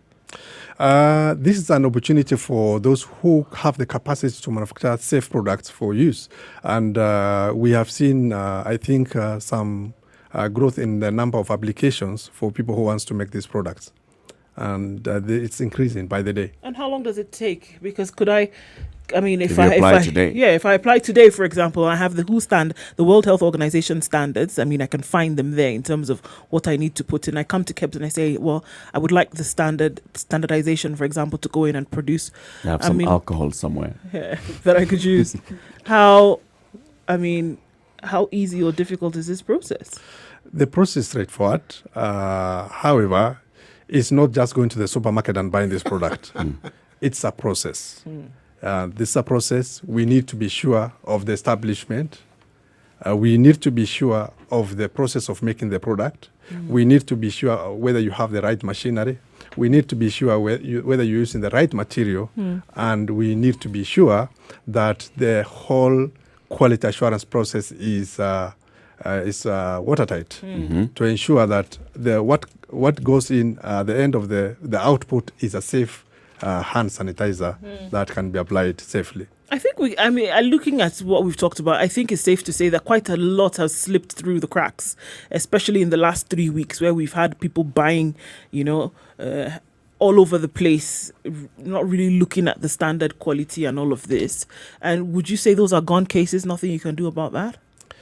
We are not saying it's a gone case. What we say that whatever that you suspect that the product has not been certified or it has not gone through the due process, we are available. And that's why we are saying that we have heightened the market surveillance process and people on the ground to check on the same. We are receiving information. Sometimes what is reported might not be the truth. And therefore, sometimes somebody posts something, then we verify and we find the product is actually part of those products that has been certified. Sometimes it turns out to be somebody who wants to cash in on the scenario that we are in, and therefore we take action to prevent that kind of scenario. How do you conduct this market surveillance? So once you go to a shop, who do you arrest? And do you have powers to arrest? Yes, we have powers. We are empowered by the Standards Act, Section 13 of the Standards Act, Cap 496 laws of Kenya. Our officers are gazetted as inspectors, and therefore they have the powers of police inspector, accorded by the Standards Act. And it's not just any other person, but a gazetted inspector. So once they carry out that kind of surveillance, we need to, the standard is very clear. Selling or offering for sale or manufacturing substandard product is an offense. So if you are used as a conveyance, if you are the one who is selling, if you are the one who is manufacturing, the offense is the same. So we need to, once we get at the point of sale, then we trace back to either the importer or the manufacturer, so that at least we can control from the source. So when you go to you find somebody in a kiosk, they got this huge consignment of hand sanitizers and they're going off the shelf. You'll arrest the shopkeeper, and then you start asking them the questions: where did you get this from? Yes, it has to be traceable to either an importer or a manufacturer. You see, the product labeling also gives us some kind of indication who has manufactured this product. Is it a locally manufactured product? Is it an imported product? And therefore, that will give us the opportunity to trace back to the source. But the sale of substandard product does not make you give you what you call immunity from the application of the Standards Act. You are guilty of an offense if you sell or offer for sale for a substandard product. The Act is very clear. So what kind of support do you offer the shopkeeper so they get to know these things? I mean, are you doing any sensitization and training when you're doing these inspections? Are you also going to the shopkeepers and telling them this is the app? Whenever you receive a consignment, before you buy it from your wholesaler, this is how you check. Thank you. We have an elaborate mechanism. One, currently we have started Biashara centers, where the Kenya Bureau of Standards and other government agencies have also come together to sensitize even those people, the SMEs, small micro enterprises. We have one at Kariobangi, and that is to cater for sensitization of the SMEs. The other big players in the market, like the supermarket chains, the manufacturers, we have also a platform where we organize sensitization workshops one day, or even meetings, and that is regular. Mostly what we have is that we give them that information so that selling substandard product is not safe, is not healthy for them, because at the end of the day they are the end losers of that game. So that if you stock substandard product, the officers come, they confiscate, and then you are charged. Who is the end loser? That's how we sensitize the stockist, and normally we start from there, so that by the time before you stock, you verify whether this product has been certified by KEBS. And it has worked very well for us, and has worked for the market. Yeah. You know, we live in an interesting country, and we all know this country. What stops somebody from, if you have stopped them from selling this product under this brand, what stops them from just changing that brand and putting something fake? Because sometimes that diamond mark of quality, you may not even be sure if it's the actual KEBS diamond mark of quality. So have we seen, or what's the number of people, let's say, that have been prosecuted, that have been put there, that these are the people who've been selling substandard products, not just limited to sanitizers? Thank you. I think what I've earlier said is that let's go that direction of sensitizing the public, both the consumer and the manufacturer, so that it's not sustainable to be changing the labels. How much can you change for how long can you be deceiving around and changing the label? And we have also, for as long as you stay in business. Yes, we have also used ICT. That's why we are saying we have an app that verifies instantly whether this product is traceable to a genuine database. I'm thinking of my grandmother in the village. She doesn't have a smartphone, and she wants to buy a sanitizer or any other product. How is she going? Like, she'll just pick a product. So you haven't bought your grandmother a smartphone? We'll get to that. We'll attend to those issues. She may have a smartphone. Does she know how to use it? Yes.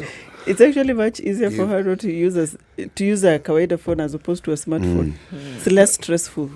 They need to, in this case, call, and that's it. Yeah. And so yes. People in the rural areas, people who don't have this kind of knowledge and access to going onto the phone and sending and finding out the authenticity of a product. Thank you. We organize road shows.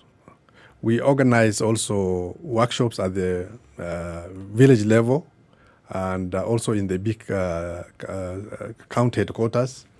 Therefore, as I've earlier said, we are structured in such a way that we have regional offices and also other offices at all the entry points. Give me an example. Now, with this COVID-19 and hand sanitizer issue, what have you done? Have you done any roadshow in the last 2 weeks? Have you done any sensitization in the last 2 weeks on the ground? Like, don't tell me about a center in Kariobangi. Tell me about the shops. Yes, we have. The first thing the starting point is, first of all, the public notice. We have issued a public notice, and I think that was the main newspapers, in our website, in our Twitter handle, and also in our Facebook page. That information is available, and that's the starting point that we have done. The other thing is we have been also active on both TV and also radio stations on the COVID-19 and what kind of safe sanitizers that are available in the market, and how to verify the genuine ones against the fake ones. Your job is clearly difficult. The mandate of even KEBS is, I'm saying it's clearly difficult. Why I'm saying this is because with the advent of devolution, I know of individuals who, for instance, make soap and sell. Yes. No complaints. I've known of people, liquid soap. Meaning, we even devolved a lot of manufacturing to maybe cottage industries. Yes.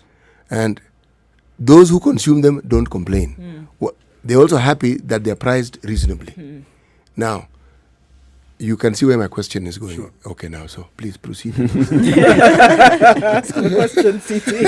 Ask the question. No. Our brother here has understood where I'm going with the question. Thank you. Yes. You see, what I've said is that do we have the platform or the guidelines that we can use to make the safe products? Yes. Globally, when you look at the Asian tigers, the economies are built on the cottage industry. This cottage industry, we need to also control in such a way that whatever comes from the cottage industry is meeting standards. That's our role. And our role is to give that platform where people can say, if I am supposed to make liquid detergent, what are the specifications? Yes.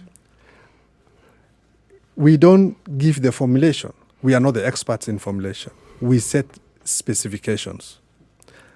If we look at it, then remember these specifications are set by technical experts, drawn from the media, from the manufacturing industry, from the academia, from the consumer organizations, through a technical process that is controlled. That is how the standards are produced. And that is the standard, which is the most powerful tool that the industry can use to make decision or to control production. For us is to find out that the product that is in the market is actually meeting those standards. As you correctly said, it's not easy to control in terms of that person who is making liquid detergent in his house or in her house, but at the end of the day, the product comes to the market. And that's why we have this elaborate market surveillance, post-production market surveillance program to check what is in the market is meeting standards. And therefore, that is the platform we use to trace back to the manufacturer. I want us to get into another short break, take a look at traffic at 25 minutes to 8 o'clock. And then we come back and talk about cabs and the capacity of cabs to do these things. I hear you talking about platforms. So on paper, you have very good structures, but I'm giving you the feedback that I have. On the ground, vitally different. Good morning. Thank you. Pure golden sound and good talk. 94.4 Spice FM.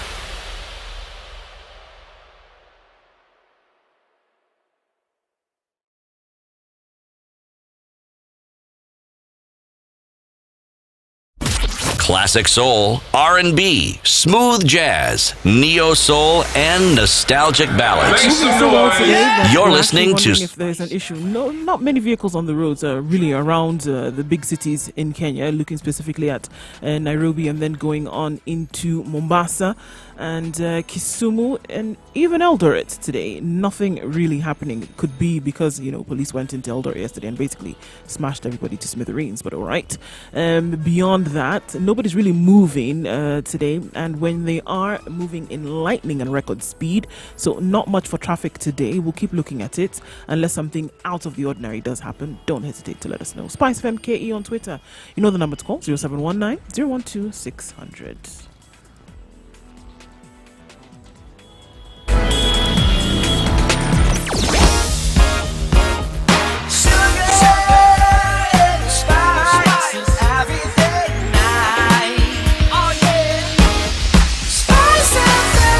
Spice up your life. Mature, intelligent talk every morning. Spice up yourself.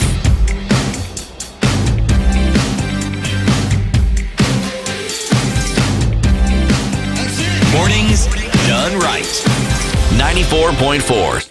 Wakey, wakey, happy Tuesday, 23 minutes to 8 o'clock. Good morning and how are you doing? Welcome to The Situation Room. This is Kenya's biggest conversation in the room. My name is Eric Latif. We have Siti Muga Nduoko, our guest host for the season, Dr. Mercy Karir. And our guest this morning is Ahmed Antar Amin from the Kenya Bureau of Standards. We're talking about ensuring that what you go and buy, especially when it comes to hand sanitizers, is meeting the proper standard. And KEBS has raised the alarm and said there are people who are selling substandard hand sanitizers in the market. You've talked about your structures. On paper, you have a very good structure. Regionally, you're well structured. You conduct regular inspections. You also conduct regular sensitization campaigns. You have these platforms, an SMS platform. You have your website where, for example, this time when you raised the alarm about hand sanitizers, it was published in the papers. You posted it on your website. You put it on Facebook. Yes. And now you've been going around radio stations and media houses talking about it. When it comes to going actually on the ground, and that's why initially all of us are asking you about either the manufacturer or the shopkeeper or the consumer, how do you engage on a regular basis with them? Like now, have you had any kind of roadshow that you've held around the city of Nairobi, for example, when you've gone around saying, beware of the hand sanitizer. This is what to look out for in the hand sanitizer. Or this is the platform, this is the SMS number to send a message to and check whether you're buying the correct hand sanitizer. Because now people are buying hand sanitizers, Ahmed. Thank you. Remember, we have also COVID-19 and we are implementing the social distancing. So the issue of roadshow might not be also very applicable at the moment. No. We saw an OCS yesterday using a vehicle and a PA system, and you've done that. We see PA systems, roadshows are down on PA systems. Okay, thank you. We are that one will handle that in terms of roadshows. Roadshow is not the only way to convey message. We have the radio, we have the TV, we have the social media. That is what we are using. And also, currently, it might not be very feasible to have those kind of workshops because there's strict instructions on not to have meetings of persons. But we will use any other available platform like the radio stations, try to even invite people to talk in local languages, which we have used before in some areas where in FM stations, we have even talked in local FM stations How before. many? Let's talk in the last 2 weeks. Since the first coronavirus case in the country, how many radio stations have you gone to? Myself, I've not been to other radio stations, but my colleagues in the regions have. So I can't give a number at the moment, but we have people on the ground. How many TV stations? TV stations, I think we have scheduled interviews. Yeah. We were the KTN before. Myself, I was in KTN. Yeah. And other senior managers have also been in other media houses. But I can't exactly give the number. Where I'm heading with this is Yes. we are dealing with an emergency situation. Yes. People are now going to buy this product. This is a time when unscrupulous traders are going to take advantage. So this is also the time for you to strike hard and loud, right, in terms of communication and letting people know what they ought to know about safety of the hand sanitizer product. So if you're still using, the old method of thinking of boardrooms and board meetings and calling people into meetings, into seminars, I think you're wasting an opportunity. That's why we are saying, you see, even it's not feasible to call people together. We are using the digital media to reach out to the public. We are using radio to reach out to people in rural areas. And that's why we are not still, as you claim, that we are in the old Stone Age. No, we are out of there. We have gone. We are aware of the current trend, and therefore we are available on the current platforms. Is it possible to have products in the market in Kenya, for example, that are void of any kind of scandal? Would you say that you have your hand on the wheel at all times and say, is that absolutely possible to have a situation whereby every product that we come across is standard? Thank you. There's no perfect system. There's no ideal situation in the world. In every situation, there must be outliers. In every situation, there must be those. We try our best. We are our hands are. We are on our. We are in charge of our mandate, and we are fulfilling that mandate through the available mechanisms. However, we cannot guarantee and say that we have a perfect system in Kenya or in the world. So even in manufacturing sector, there are defects. There are manufacturing defects. Remember, and but what we have is to make sure that the products that come to the market is safe. But we don't expect to be in that kind of scenario. We are saying that we're in an ideal situation. Let's look at the real situation that in the global perspective. We look at we strive to have every product in the market to be of this set quality and to be safe. That is our goal, and that's what we are doing. Borrowing from global best practice, Yes. you say we cannot have an ideal situation, we cannot have an ideal market. What is the target? Like, what percentage of products are we looking at that have to have met certain minimum standards? Our goal is to have 100% products meeting standards, but we normally give ourselves around 95% of the product in the market should be meeting standards. But our goal is to have every product in the market to meet standards. So what percentage of sanitizers in the market have met the minimum standards by KEBS? Currently, what we have, all the products that we have certified that are in the market have met the standards. All those that we have certified, be it imported or locally manufactured.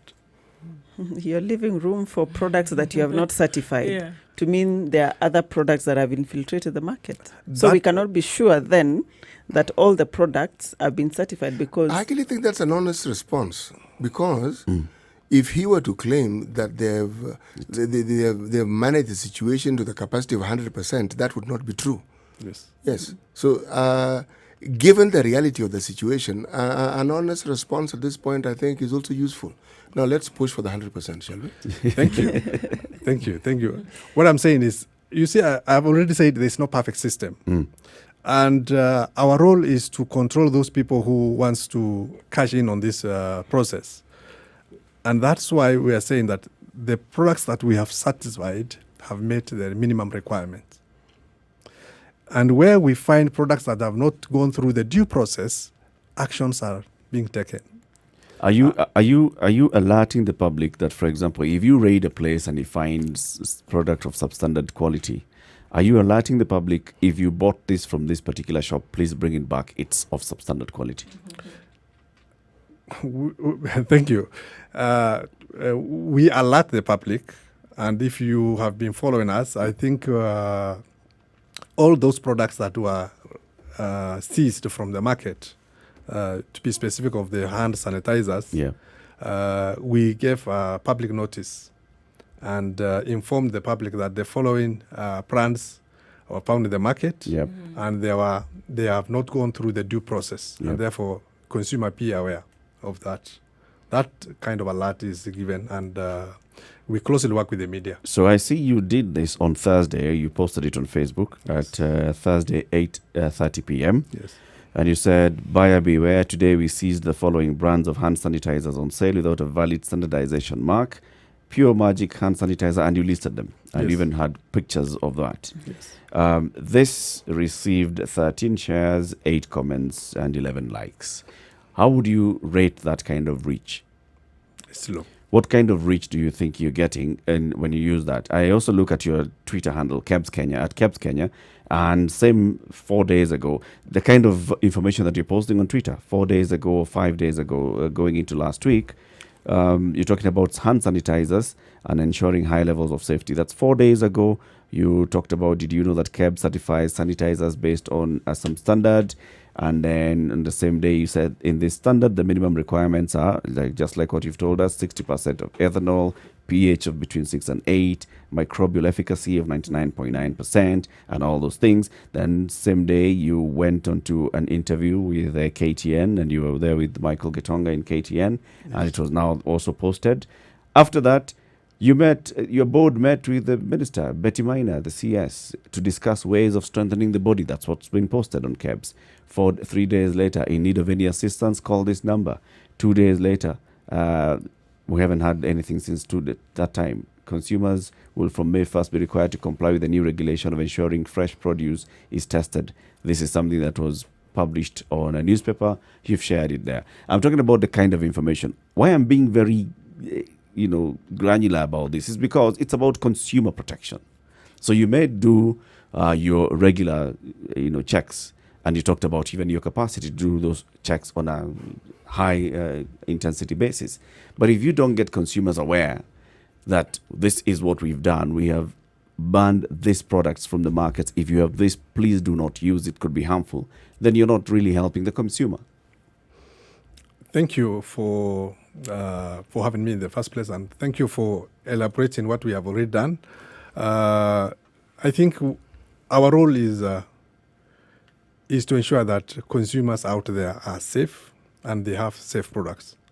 The other thing is, remember, as regulators, we are also consumers. And we have to make sure that whatever that comes to our table, that comes for consumption, be it ingestion or whatever, or topical application, they are safe. And that our role is to have that kind of safety sensitization to the public, to the consumers, and also to other regulators.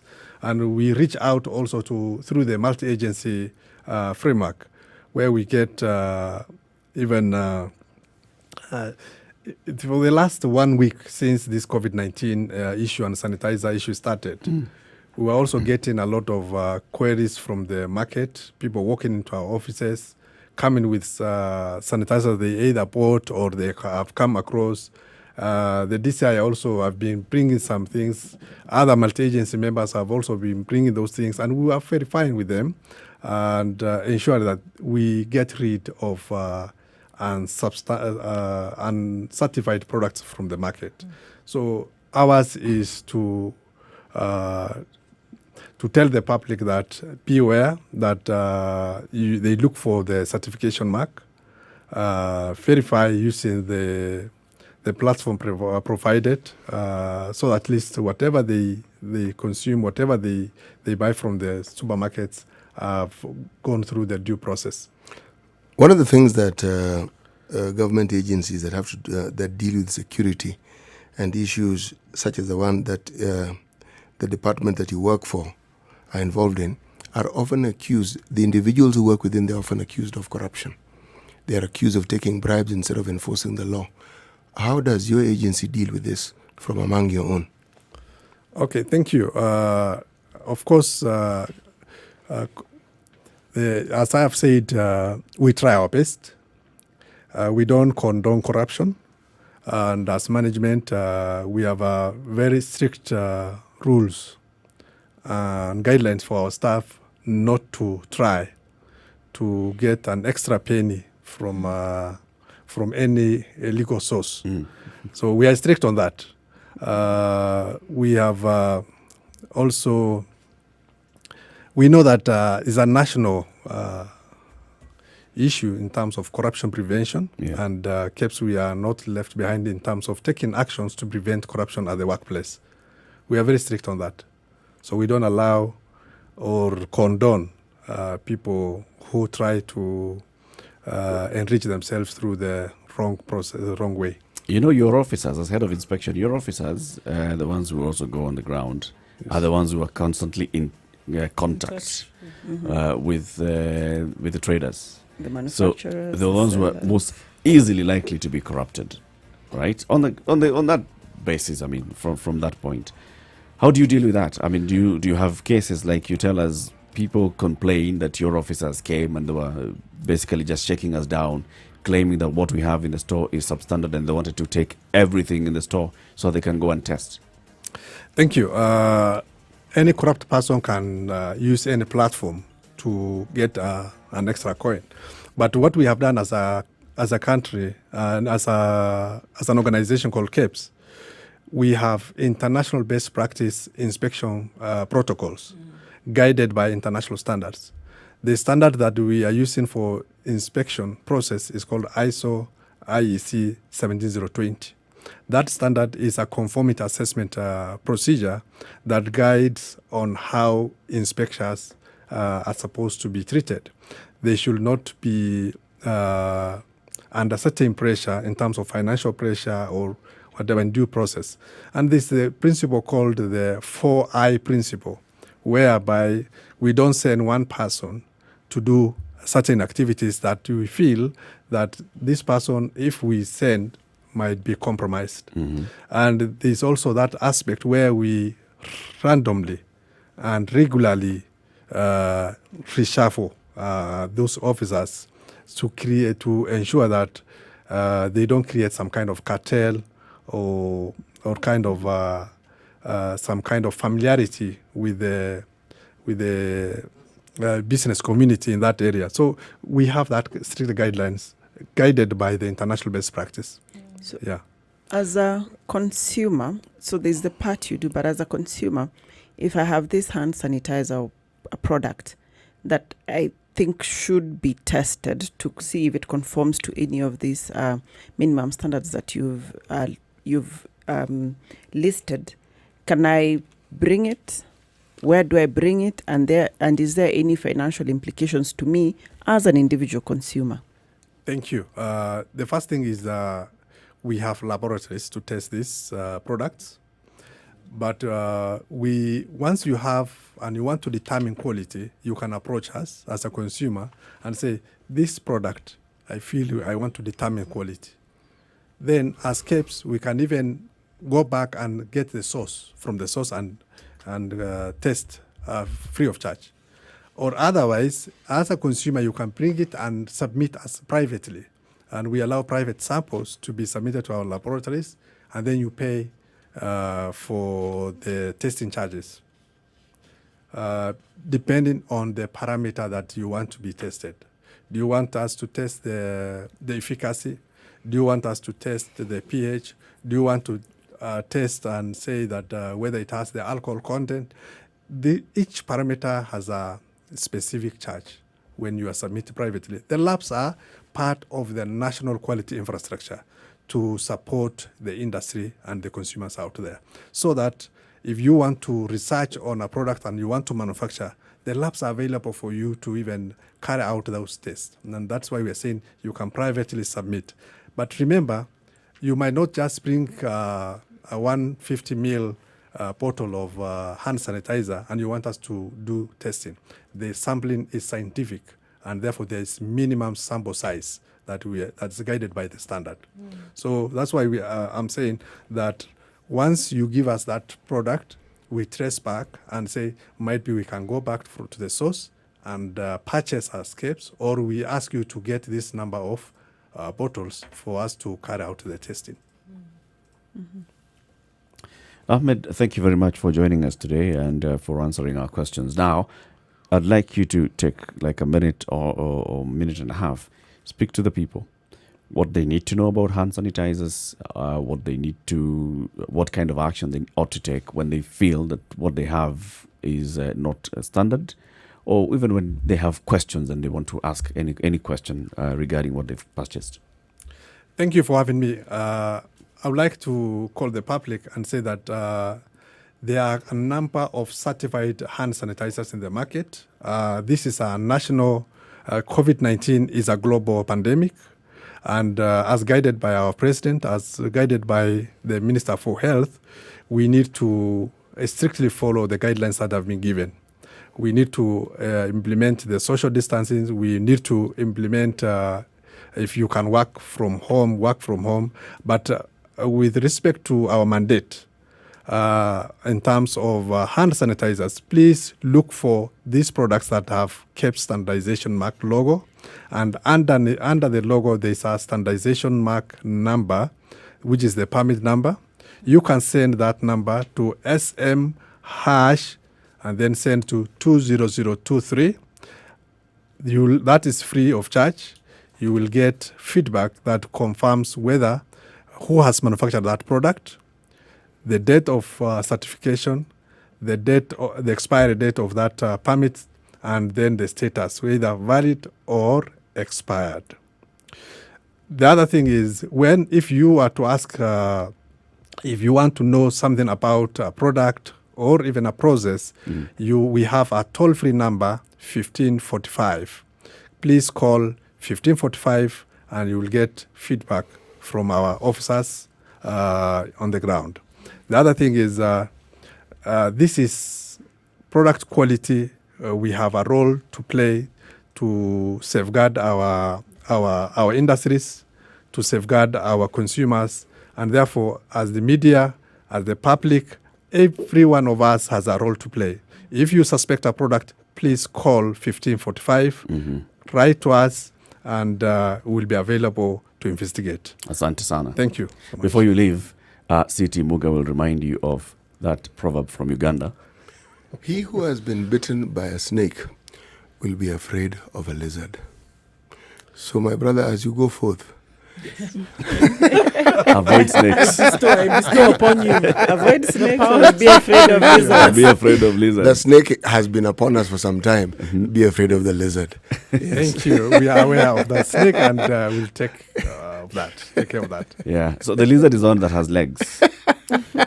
We lost it. Yes. Yes. This is the Situation Room, Kenya's biggest conversation. We've been hosting Ahmed Amin. He is the head of inspection of the Kenya Bureau of Standards.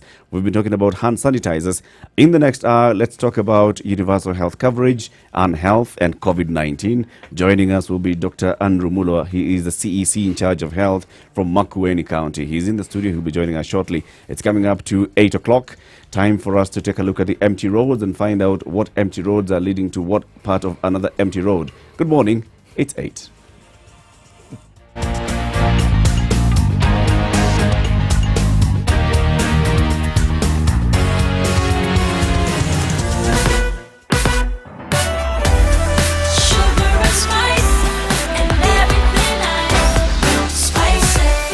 Spice up your life. 102.5 Spice FM, Kisumu.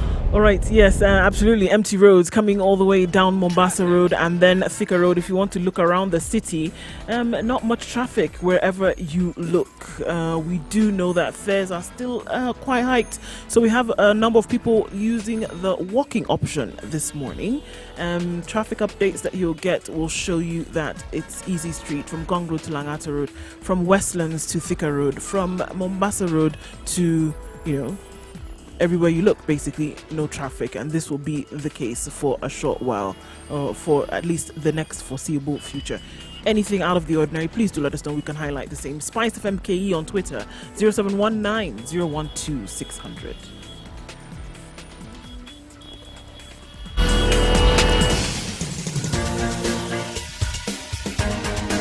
This is The Situation Room, the home of hard-hitting political commentary and penetrating insights about the state of the nation. This is a talk radio experience like no other. The Situation Room, a place for hard truths, debates, and elevated conversations. The Situation Room, witty, political, engaging, deep, controversial. In the room, we have C.T. Muga, researcher, academic, seasoned political observer, a fountain of wisdom in these politically uncertain times. Ndu Oko, Nigerian by birth, Kenyan by choice, communications expert, Pan-Africanist, a truth seeker and believer in people power, and Eric Latif, agent provocateur, the man in the chair, seasoned journalist, news hound, a man who believes in punching up, not down.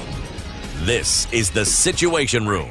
the only It's way to Kenya's start biggest your day. conversation. Good morning. Welcome to Situation Room. This is Spice FM broadcasting in Nairobi 94.4. If you're in Mombasa, you're catching us on 87.9. If you go to Kisumu, 102.5, 96.0 Nakuru, 96.7 Eldoret, Malindi, 97.7, Nyeri, 90.9. We broadcast worldwide on www.spicefm.co.ke. Also, we are live streaming on Facebook and YouTube on Spice FM KE. Joining us on the hot seat in this hour is Dr. Andrew Mulwa. He's a committee County Executive County Committee. Executive Committee member, CECM, for health in Makueni County. He's also the chair of the CEC's Forum on Health. Karibu sana, Daktari. Thank you very much. You, of course, you know Daktari Mercy Korir. She is our guest host for this period. Now, let's go straight into this. We are seeing right here on the standard headline, a Catholic nun came in from Spain and for 9 days had been interacting with people in Makueni until she was whisked away to quarantine. Yes, yesterday we get a case of one Catholic nun who in Muka sub-county had traveled from Spain on the 17th and came over the weekend to Makueni and went to church on Sunday and was freely interacting with people despite being advised to be on self-quarantine. I think it would be unfair to just talk about one case because we have been more vigilant now and we have had so many cases who are supposed to be on self-quarantine who we have realized are not. I think not just her. Yesterday alone, we were able to get 4 other cases of persons who are supposed to be on self-quarantine and were interacting freely in the community. Of course, our communities are very vigilant. Yesterday, we had a very, very worrying case where someone traveled from a COVID country, used a matatu, actually used 3 matatus to get home. And when they got home, it is the community who told her, we can't interact with you. You need to be on self-quarantine. She went to the nearest health facility.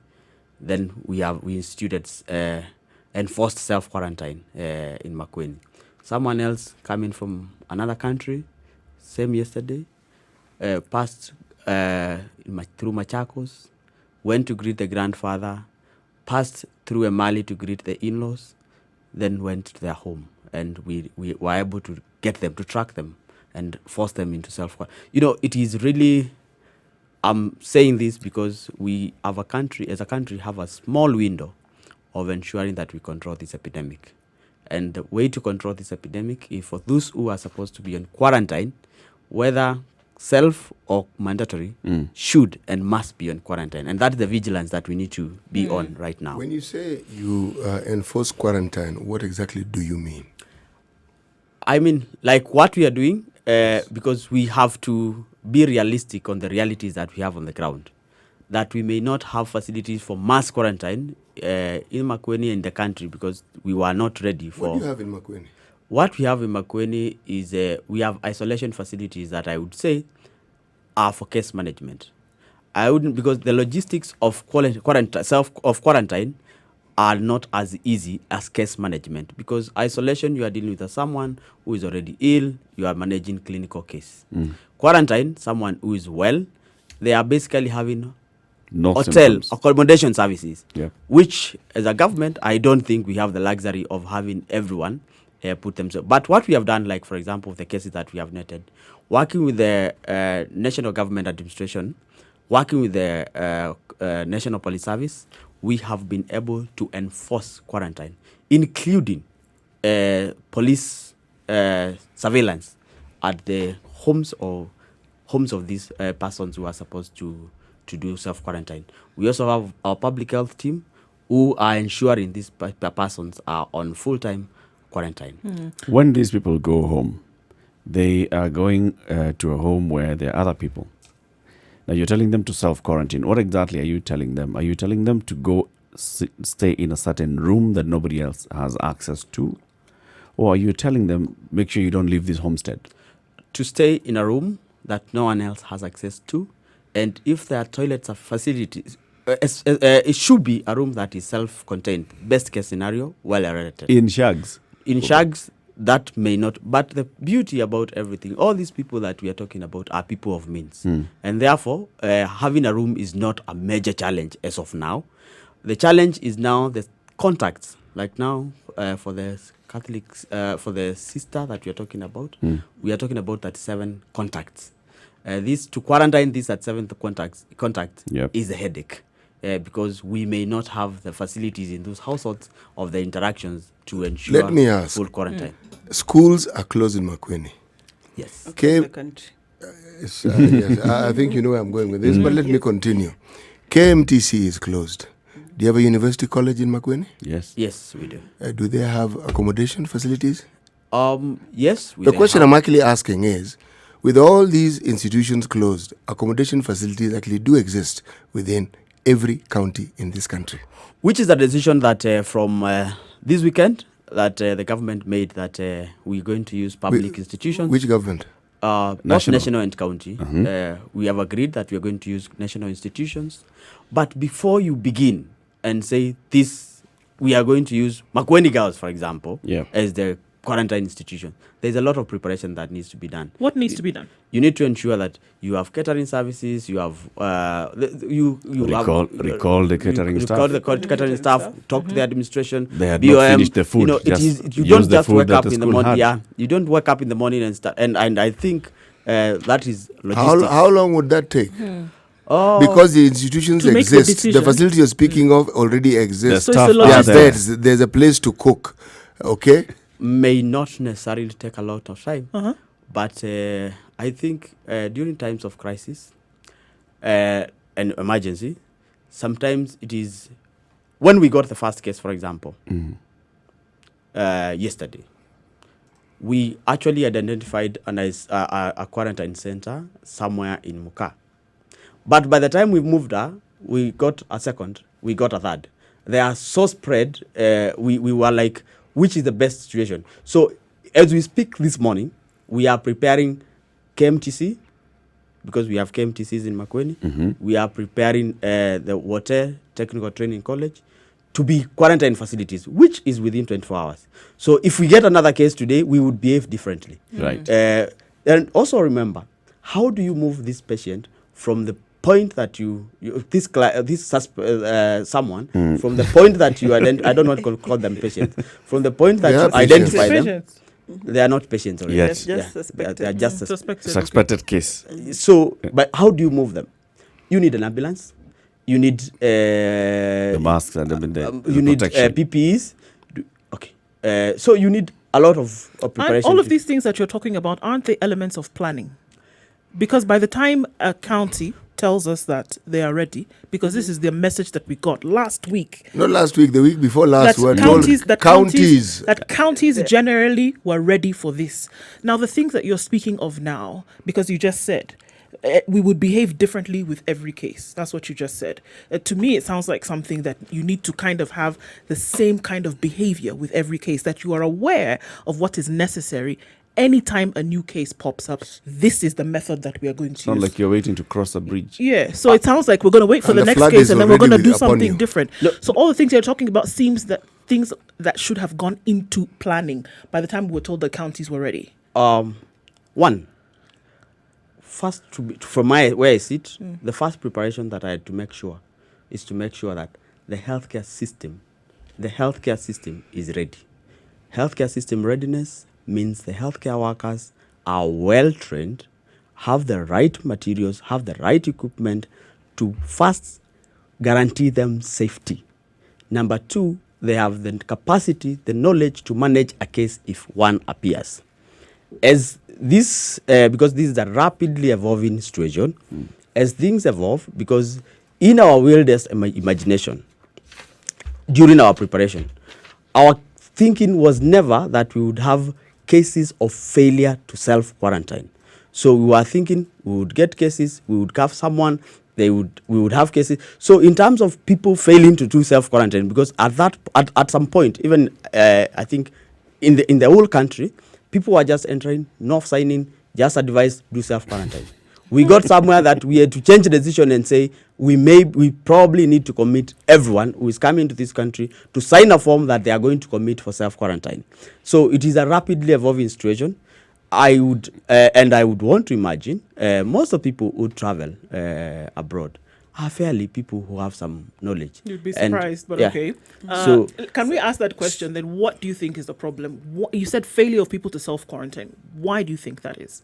I think people have not really understood or taken this disease as serious as it should be. I think because some of the people are traveling from the epicenters of the disease. I think usually they say there is a no do difference. I don't think it is. But people may not have understood the dangers that they expose themselves. And because one feels I am okay, then they think probably I am not the one to get COVID-19 and therefore I can... I escaped just in time. Yeah. Yes, you're absolutely spot on. The individuals don't seem to. And what do you think is the government's role in all this? Does the government understand the seriousness of this disease? And as you prepare to answer that, I'm actually worried. As a national government and county government, shouldn't you have seen that these are the likely scenarios? That one, people may not adhere to self-isolation, that even if they sign to commit, they may not actually do anything about it. And so having that in mind, put in measures from the word go. China has had this epidemic for a while. We've seen in Europe, in America, we've seen all these things happening. Why didn't we think ahead and put those measures in place? I think we may have had a good experience with the Chinese travelers. I think I must at this point say the Chinese travelers who are coming to this country were very disciplined. Because as a matter of fact, because in Makueni from as early as January, we are following visitors from China who are coming for the projects that are in Makueni. And all of them, because we used to follow them for 14 days, all of them would observe self-quarantine. And I think Kenyans were thinking, oh, what is this business about self-quarantine and what? Chinese are being asked to do self-quarantine. But they actually did it. So Kenyans have I'm a problem. surprised it is us, the Kenyan people, who are unable to follow the simple instructions. Unable or unwilling? Unwilling. Dr. Andrew Mulwa, you have county inspectors, right? Yes. For licenses, just to go and check that people have taken a license. Yes. Now, that can already tell you this is why governments come up with police services. That's why you come up with inspectorate services. It's because of you expect there are people who will obey the law, there are people who will not obey the law. So in a case of a enforce it. pandemic, those who don't are posing a risk to everybody else who does. And that's where surveillance by the government comes in handy. Now, saying the government was sitting back, expecting that people are going to obey the law, expecting that people are going to do the right thing, just points to a government that's not aware of what its role is. Or it has abdicated its role. No, I think we must appreciate that for us, and I want to imagine countries like Uganda and DRC, Nigeria, Sierra Leone, Liberia, who had the Ebola epidemic, were probably are better prepared than us. I think in my lifetime, this is the first time that we are getting an epidemic of this nature. No, excuse me. Forgive me here, but that statement sounds true only up to a point. We had HIV. And HIV decimated people. Yes. It killed people in larger numbers than the Ebola virus. And we had it here. The Ugandans seem to have learned their lessons well from it. We seem to have learned absolutely nothing. And the HIV hasn't gone anywhere. It's still with us here. Yeah. And the lessons learned, the rapid results initiative, things that we're doing, these were to contain the virus. And there are people trained to do this. We even have structures within which we manage this. So we cannot say we are not prepared. I think it's important to say, one, I'm not saying our democracy or anything, I'm saying in terms of preparing our people to learn to follow instructions is a problem. In Uganda, for example, because they had cases of Ebola, I want to believe they are more sensitive. In Nigeria, when you look at what's happening in Nigeria, because they had cases of Ebola. In Liberia, a country that was adversely affected by Ebola, I think their emergency preparedness, because this is the first time in this country, in my lifetime, that we are getting a health epidemic of this nature. And therefore, people think it's a joke. People, in fact, I was in the village yesterday, and I asked the villagers, "Do you know this coronavirus?" They tell us it's real. It's not real. It's. Then I asked them, "Why do you think everyone keeps talking about Ebola?" And they say, the government had there is 1 billion, I don't know from where, there was money coming, and people want to, and there are no real cases. Then I asked them, it's true, there are people. Then they start telling me, okay, we are very far from Nairobi. Then I tell them, do you know where I've come from? I mean, Kenyans have a way in terms of receptibility and acceptability of messaging and instructions. We have a problem. The government generally, slow, that's our cultural in communicating and planning. When you talk about a government being ready, government being prepared, now this morning we're talking about cases that are emerging of people who are not self-quarantining, and you need to enforce that quarantine and looking at using either extra quarantine facilities, but it was not on paper. But we must agree, even with all these gaps that I'm talking about, I have friends from Europe, I have friends from the US, and they're actually telling me, your government is is being more decisive than they're you not are. here. I beg. Hold They on, don't sorry. know. They're not here. We are here. It's 18 minutes after 8 o'clock. Good morning, and how are you doing? This is a situation on Kenya's biggest conversation. Let's take a look at weather. Dr. Andrew Mulwa, CEC for Health, Makueni County, is in the studio. Good morning.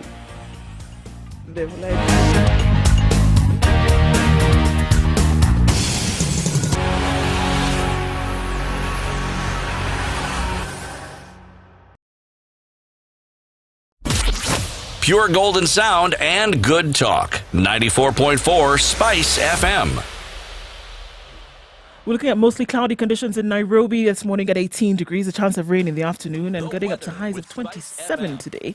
In Nyeri at 18 degrees, it'll be highs of 25, and the sun will disappear after some time, giving way to rain showers in the afternoon. In Nakuru at 17 degrees, it's going to rain in the afternoon with a high of 26 and a low of 15. In Eldoret at 16 degrees, it's mostly cloudy, highs of 26 and lows of 14, and a rainy afternoon. In Kisumu, it's sunny all through this morning at 22, chances of rain later then with highs of 29 and lows of 20. It's light rain showers in Malindi this morning at 28 degrees. Through the day, there will be rain and highs of 32 with lows of 27. It's partly cloudy conditions in Mombasa at 28 degrees. A chance of rain in the afternoon with highs of 32 and lows of 27. Take a quick look into East Africa and Kampala at 21 degrees and partly cloudy, highs of 26 with chance of rain. It's predicted rain showers in the afternoon in Dar es Salaam at 31 degrees the high, currently partly cloudy conditions at 27 degrees. Johannesburg at 12 degrees is mostly sunny through the day with highs of 24 and lows of 12. And finally in Lagos, it's light thunderstorms and rain this morning at 27 degrees, highs of 32 and lows of 26.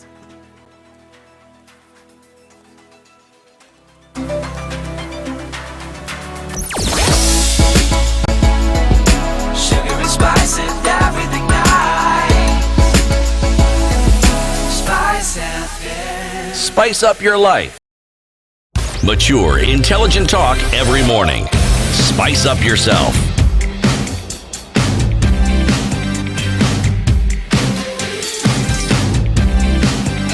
Mornings done right. 20 minutes after 8, this is a Situation Room. It's Kenya's biggest conversation. My name is Eric Latif. We have Nduo Call, C.T. Muga, our guest host for the season, Dr. Mercy Karir. And our guest in the hot seat this morning is Dr. Andrew Mulwa. He is the Minister of Health in Makueni County. He's also a member, actually the chair of the Health CEC's Forum. He's also a member of the National Response Committee that's dealing with this coronavirus and the pandemic that's ravaging the country. Just before we went to the break, he started by telling us the experience in Makueni County. Many people who have come from other countries which have reported cases of coronavirus, they have been required to go into self-quarantine. The government has realized that they are not actually going into self-quarantine. So the government is taking measures to enforce the quarantine for these people. And one of the areas that you were talking about, Dr. is you're looking at now public institutions, like looking at schools that are closed or the Kenya Medical Training College that is closed now and seeing whether you can move these people into those facilities. A quarantine facility requires that you are in a room by yourself, right? Yes. Mm-hmm. Now, a dormitory is open. It's a hall. Mm-hmm. So if you're going to put people in a quarantine in a dormitory, you're basically saying that you're putting people in a dormitory and they're not isolated. Or That- how are you going to enforce that? That's why our first thinking is to convert hostels for colleges, which pray to have rooms within the hostels to be the quarantine facilities in the beginning. Then also, I think you're also aware that the government as well is planning to have, for the mandatory quarantine, or to have hotels accommodate persons who are on mandatory quarantine at their own cost in these facilities. So we are looking at it from a point of each person in their own room, because we know there is a risk of someone getting positive and spreading, and therefore that's why we want to use facilities that have facilities for rooms. Where, and because most facilities do not have self-contained rooms, we are thinking about decontamination, having decontamination after every use of shared facilities like toilets and bathrooms. Clearly, your job is a difficult one. Of course. Yes, and At this moment. yes, and it's actually difficult on a daily basis. It's just that, as you say correctly, it's a little more difficult now. Now, if you're talking about resources, and we are looking at the situation we are in as a normal situation, then our response will actually be a little too late. If we look at this situation as you would a war time, meaning we are at war and the likelihood of each and every one of us dying is at stake, and you say, we don't have enough resources. If counties considered the things they spend money on, let's say development, all right, halt it completely. State that all officials who work within the county will take a 30% pay cut. I'm giving you an example. It will open avenues for there being more money to use than ordinarily, because you have a situation that requires drastic action. So you can't pussyfoot and wait for things to happen as they normally do, because they won't. If we are taking this situation as seriously as we claim to be, our actions should actually correspond with our utterances. Our problem is that they are not. I My- think... And My simple conclusion to this is, I'm looking at it, we are at war. What is our strategy? Thank you. I think, and sometimes let's also appreciate for the president and the National Security Council to say this is a matter of national security interest, and I am going to take personal leadership. I am appointing a committee, a National Emergency Response Committee, to be chaired by the Minister for Health to lead the response. Then at the counties, have the county commissioners and governors have a structure. It means, one, in terms of taking the business serious, the government has shown some commitment. Absolute Number nonsense. two. Sorry. Number two. I agree. Number two. In terms of committing resources, we have, and I can speak to all county governments here, we have diverted money that was supposed to go You for know how many development. committees this We government have- and task forces this government has set up? We have For flooding, for locusts, for school children, for what? Throw a stone and there's a committee, Dr. Mulwa. you This must particular you, one, we tell- have no, two committees. no, For this particular no, one, we have no. a national committee. Dr. and a Mulu county- has been hoodwinked. No, He's no, actually speaking sincerely here because he believes these things that the government is saying is true. What is it that the government has said in the last 3 months that they're going to do that they've actually done? He is the government. He's the government. I am part of the government. Oh, yeah, tell us. So So we have failure among us. Now tell us, what is it that you plan to succeed in? Because everything else that you've planned and talked about, you failed in. So tell us.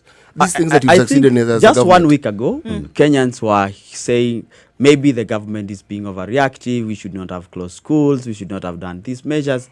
And I hear Kenyans every morning. They are waking up and telling us, please make an economic considerations. We live from hand to mouth. We need to do all this. Which is valid. But that means, in fact, from where I'm seated, the government has actually taken decisive actions that is hurting the economy, that under normal circumstances, the government would not make such decisions. And I must, at this point, say we were timely in terms of making some of these decisions. And Decision number one. decision number one, close schools. Correct Allow decision. people to work from school, Correct, from home. correct Very decision. Now we have, after a few days, closed bars. We have made one of the most decisive decisions that we made is, despite advising the religious congregations to minimize or to slow down, some churches closed on their own. We made a very decisive decision on Sunday and closed churches. And I don't understand why it was very painful and Why is it decision. painful? It is painful because our people are religious. Our people go to school. Our people are religious. That's why churches were full on Sunday, But despite all the advisories. The gods that Kenyans pray to are not resident in those buildings. But that is our people. All right. Fourth, very, very important decision. Fifth, Did I talk about the leadership part? Yes. Where the president is Form the committee, right? Yeah. That. Then the other thing is, you in know terms this of thing having, is, Dr. Muli, I having want supplies. you to recognize that the door is still open. Yes. This thing is still It's coming. still coming Yes. in. We are 'Cause still all not- our cases are We've not closed the imported. door. We haven't closed the door. We are just making. I think I also Move want, the I want kitchen to from make here, a correction on some feeling that Kenyans have that closing borders and what would stop coronavirus from entering the Actually, it country. would slow It it would down. slow it No, down. let me Let's hear from the tell you. Let expert. me tell you this. As we speak now, 195 countries of the world have coronavirus Yes. cases. That means 2 countries do not have. Yes. So I mean, whether you close border, there are countries that do not have international airports. True. There are, so this is an epidemic that has literally spread to the world. Yes. And every country of the world is handling the same crisis. And Why? So the thing is, What you Why? do, the what thing you that do needs as to a be done, government is you have allowed, we you've kept must- the door open, we must and then agree. you have not we are managed. interconnected. But the Remember, thing is, you- 1 month ago, Dr. Muller, if I had come Dr. here, you seem to- everyone would have said, we are now a global village. But Dr. actually, Mulwa, let's you not must, forget you excusing must the understand government's- something. Oh. Even the countries that you call the most developed, the reason why we have the cases at the rapid rate in which we have them is because action was not taken at a in- particular point. in That is those why countries. we see. In those countries that we're talking about, in the 195 countries that you see around the world, this is the problem, that action was not taken at the time that it should have been taken. That is why we see And the here rapid you are lauding it and saying that our inaction is actually a good thing. How can it possibly be? I am not saying inaction. I'm saying, you must understand it from a global perspective. Look at it holistically and ask yourself, this is a disease that began in one part of China. And has No, spread this is a disease literally- that was first recognized, and it was spoken of as coming from one part of the world. Everything that we now know about this disease, there are questions being asked whether it was actually transmitted everywhere from Wuhan, or whether each of these countries have their own strain of and the virus. questions were also Yes, being whether asked some of it at is the time homegrown. where Wuhan was shut down. We're looking at this now, the trajectory that this has taken, and it is very possible that there were people with this virus walking around in other countries while Wuhan was shut down. That must be taken into perspective as well. I think let's also appreciate. Sometimes let's also appreciate that this is the first epidemic of this nature. In 1920, when we had the Spanish flu, there were no flights all over. Most of the people were using ships, and therefore travel was not as robust. We are so interconnected, and even the WHO took a whole month, 1 full month, to declare this an emergency. Of international concern. True, but The listen, WHO took another month to declare this a pandemic.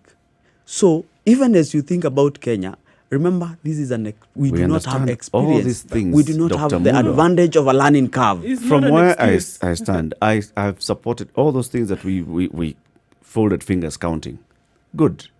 However, the door was open, and we know ourselves, right? You left the door open and you've let people come in, and you know that there's a possibility that they could be carrying this virus, and you've told them to go self-quarantine. Go sit at home. But you are not enforcing that. This is something that could be done by order of that same committee or the same president who has ordered all the other measures. This is one measure to ensure that you don't have a widespread of this particular virus, because where is it going to come from? The most likely place it's going to walk in through is the door. You keep the door open, you say, you come in, come, we've just moved around the sitting room. Then you go sit in there and close the door. yeah, the That sit door is of there. yours, but the main door is open. This is a country that depends on a lot of foreigners. Our tourist industry is the biggest contributor to the economy. we are talking about international trade in terms of movement of goods and services, and our country is actually the center of connection in Africa, and therefore, seated from a government perspective, may look like not reasonable enough. But I want to and when you look at all the countries of the world, I think all of them had similar considerations to make, and therefore, at the appropriate time, the government has shown leadership. You say these are the reasons why the door was left open. It's what I'm hearing you saying, Dr. Mulwa. Yes. These are also reasons, more reasons why the door should have been closed, because of all of these measures that you've talked about, because of these things that you talked about. Kenya being a regional hub, being the eye of attention for organizations like the United Nations and things like that. Those are the reasons why the door should have been closed from where I'm standing. Or keep the door open, but make sure that every visitor is escorted to their home. And looking at WHO statistics that they said yesterday, it took 67 days for cases to reach 100,000. After that, 11 days to reach 200,000. And 5 and days. 4 days to reach 300,000. That window is shortening. We are well aware as a country of how this was progressing. Why didn't we take decisive action? I may get in the feeling that tomorrow is too far for us to close. Yesterday was too late. Yesterday was too late. That's what we're saying. This government has made, fast. This has been an evolving situation. Make a decision fast. Can we stop people who are non-residents from coming? Then we take another decision and revise our decision and say, let's close by Dr. Andrew Mulo, you need a glass of water. Take a break. Take a breather. Have some water. You need a hot seat. Let's look at traffic. This is a situation room. Dr. Andrew Mulo is a CECM for Makueni County. This is the Minister for Health in Makueni County. We are talking about coronavirus and government's preparedness and action plan for this coronavirus. Good morning, 26 minutes to 9 o'clock.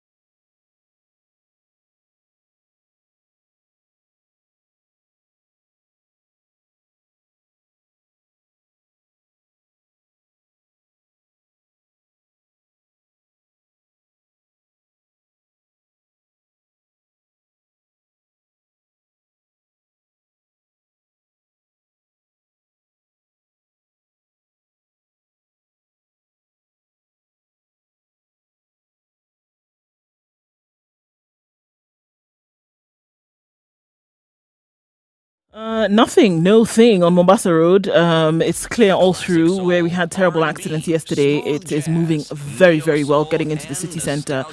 We don't have any issues per se. Coming off the Thika Super Highway, coming into the city centre, no issues there at all. We're looking at coming out of Westlands, getting into the CBD, everything looks good. This is because we know there's no traffic as such, even outside of the city and environs, nothing much. Unless something does pop up, do let us know. Spice FM KE on Twitter.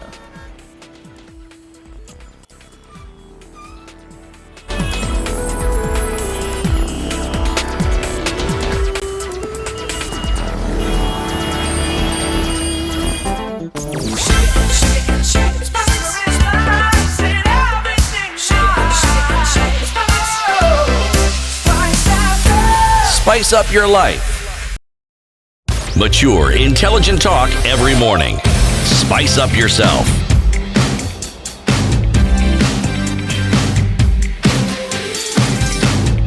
Remember, you can listen to the Mornings. Situation Room and as well as watch the Situation Room, www.spicefm.co.ke, live streaming on Facebook as well, Spice FM KE, and on YouTube, Spice FM KE. On the hot seat this morning is Dr. Andrew Muller. He's the Minister for Health in Makueni County. He is the chair of all ministers of health across the counties the 47 counties in the country. He is also a member of the Emergency Response Committee. True?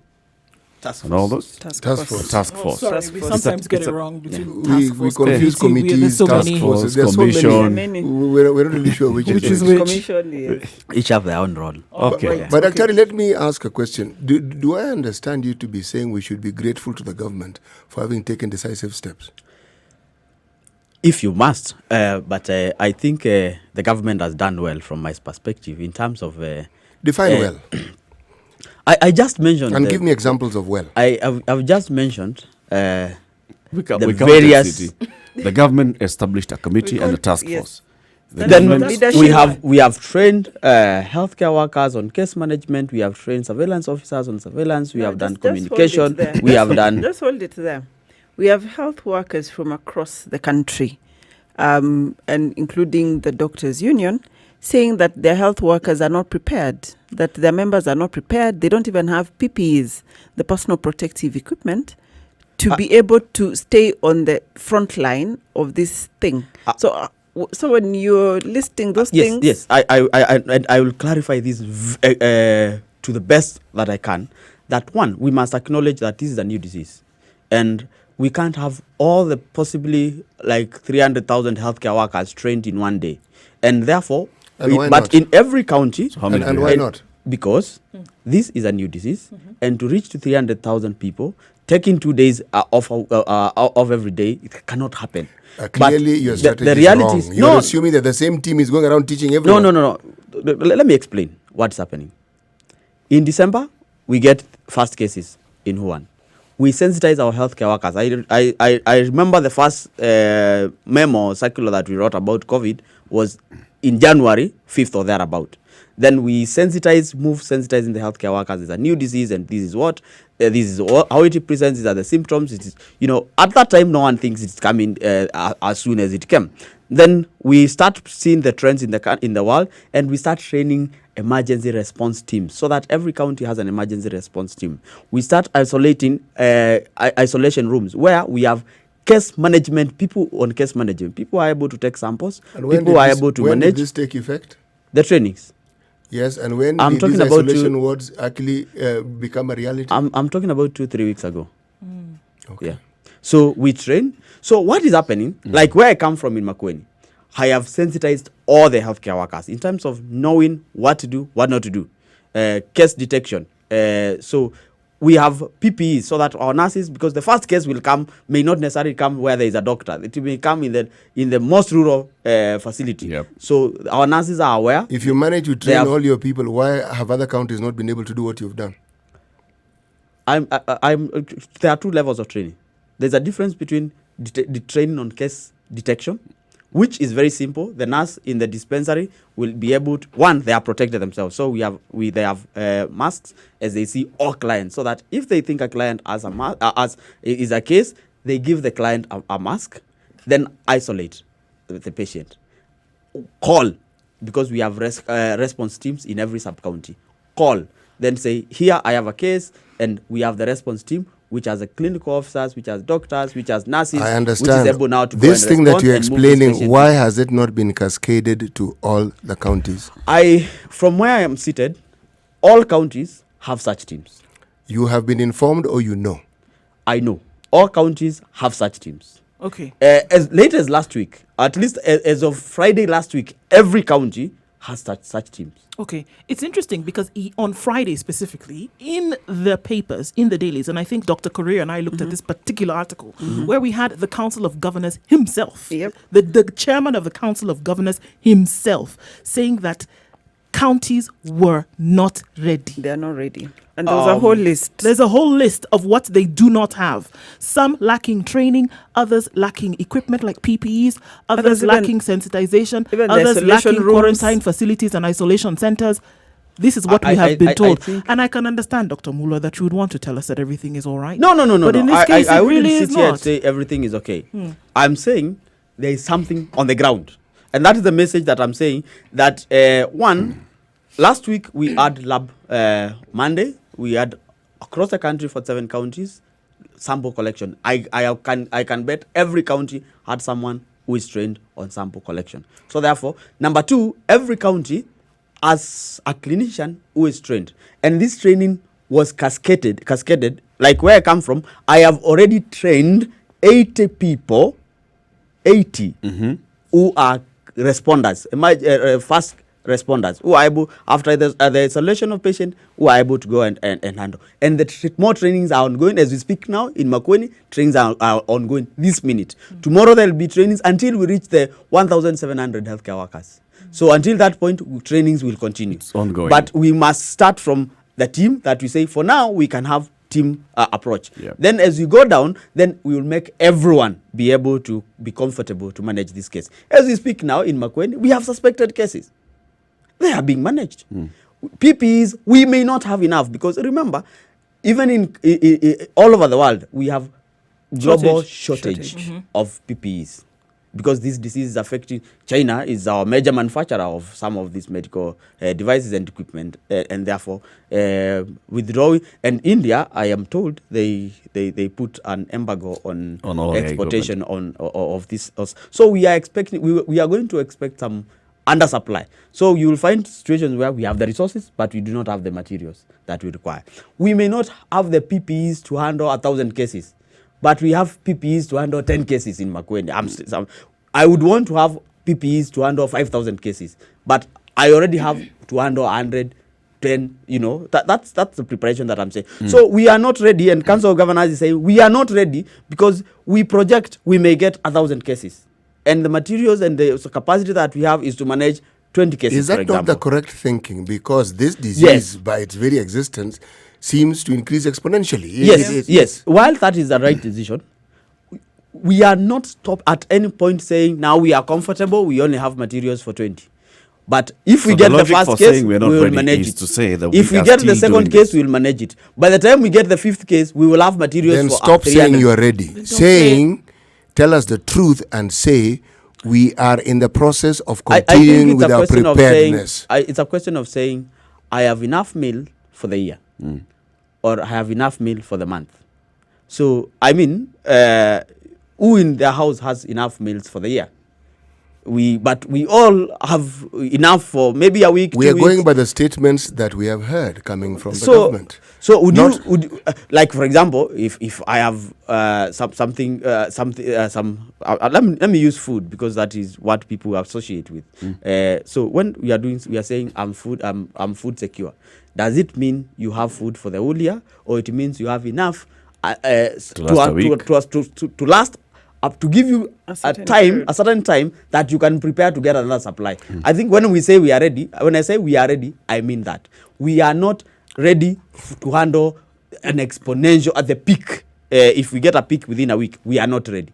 But if we are able to delay the peak and get 5 cases, 20 cases, we are going to manage. And more supplies are coming. As we speak this moment, more supplies, PPEs are coming and are going to the counties this morning. Each county will get maybe about 500 or 600. So we still have more coming. WHO is doing a lot. Jack Ma is doing a lot. So as we say we are ready, this is a progressive, continuous readiness. Dr. What we are hearing is what the government keeps telling us and has been telling us for the longest time. So Even before COVID. yes, so you will forgive us if we sort of like receive this information with a certain degree of disquiet. It is not that we do not want to believe the government. The government makes it impossible for us to believe in them because they do not tell us things which are true. Readiness means prepared. Prepared means it doesn't matter what comes at us, we will manage it. And if you talk about going to war, you don't have a soldier who's going to war with 3 bullets in the chamber. You go with a full chamber, you're ready to go. Yes. Otherwise, you don't go to war. You sue for peace. Well, but if the enemy is already advancing, If the enemy is already with you, so You make you sure start. that We start with what you have as you ask for more. and this is an enemy. Remember that is not given the chance to say, okay, Yeah. I have lost. Ceasefire It's for an now, emergency. prepare. Is an enemy Yes. that whether you cease fire or not will hit you. Excellent. So but you why fight is the with what government you then have. acting as though this is an enemy you can negotiate with? Is it the government acting Yes, that way? yes. The decisions. Did the government ask our opinions when they decided to just sort of like lump some really heavy duty taxes on us? No, we complained, but the taxes were. Why can that same decision have been made? We sorry, you're saying something. No. I tend to agree with you. And my indication that the government is not ready is, while the government is saying we're ready, the healthcare workers, the people who are likely to Frontline. receive the first cases, are complaining. So what readiness I think is there? I gave you some in terms of this preparedness is progressive. We are moving from team to all. So if, like for example, you get your phone and call the people in Makueni, the emergency responders, they will tell you we are ready. Because they have But been there is a healthcare worker you will call in Makueni and they will tell you I am not ready. I Because- only know case definition. I only know what to do if I suspect a case. I don't know anything. But with time, they will will be ready. Remember this disease, we only had 1 month to prepare. And how much time did you actually need? Actually, 1 month to prepare. First circular months from you, actually. Dr. Mulwa, was on the 5th of of January. January. Remember, on the 5th Today, of January, 24th cannot be we 1 were month. talking about a cluster of pneumonia-like illnesses in Wuhan, Hubei province, in But China. you said that in January you started to WHO, sensitize January people. 31st is when WHO declares this a public health emergency Yeah, but of international concern. But you said So, that in January. in terms of global protocols, So 30 it is 30th from January. 31st of January Up to the 24th Up to- today of March. up to now is the time that we add. 2 months. 2 months. 2 months, and remember our first case in this country came on the 13th. We were waiting 10 for the days case ago. to. No, we I'm were waiting for no. the case, were we? Once you have a case, you are no longer preparing. You are in full time. You are in war. You go. Well, so preparation period ended on the 12th. The bombs have landed. Yes. So now 11 we are in minutes- full time war. 11 minutes to 9 o'clock. This is the Situation Room. Let's allow Dr. Mulwa to have another sip of water. And the conversation continues. Good morning.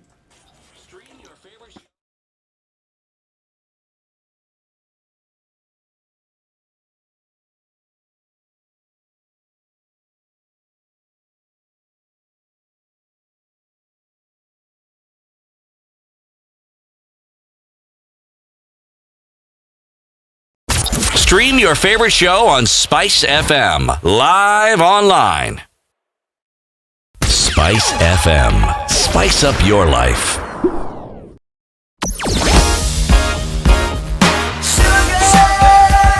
Well, also remember today is World TB Day. And what does World TB Day mean, Dr. I think today is a day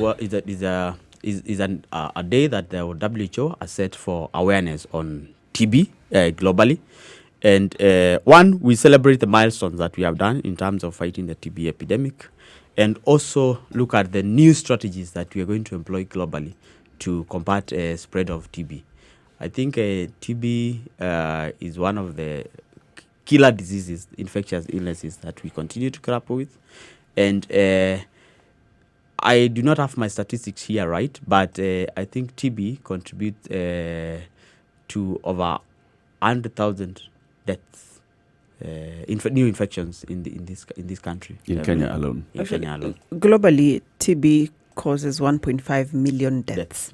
So even as we speak about COVID, TB is a It's respiratory It's a illness. big brother. Like pulmonary TB or chest TB would cause 1.5 million deaths per year. So even as we speak about COVID and this emergency, TB is always here with us.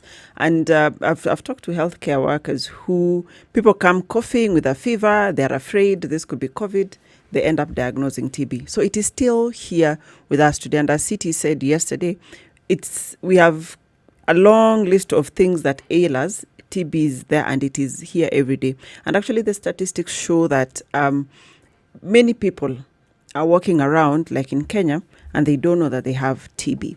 The other thing about TB is, this is one of those diseases where somebody is actually supposed to be isolated, especially at the first month when they're highly infectious. So from knowing that we've had TB all along, when HIV was at its peak, TB was also debilitating at the time. Did we set up isolation units and centers, those the ideal ones that are architecturally designed, self-contained, negative pressure, and all of those things, such that now we would have something to have for another respiratory illness. So for me, World TB Day comes at the right time now, where we have COVID, because now this should make government, Mulwa and the other colleagues in government, think about the long term. Not just to put isolation centers where there are spaces where people can be in, but actually proper isolation centers that, we can use them for COVID now because it's the emergency that is here. Yeah. But also now moving forward to use for TB so that we can reduce the number of TB cases or infections in society. Indeed. I want to go to the phone line, 0719-012-600. People with burning questions for Dr. Andrew Mulwa. Sam is calling in from Kawangware. Good morning, Sam. Good morning, sir. How are you doing? I'm doing well. How is Kawangware this morning? Yeah, it is busy. It's looking normal. Mm-hmm.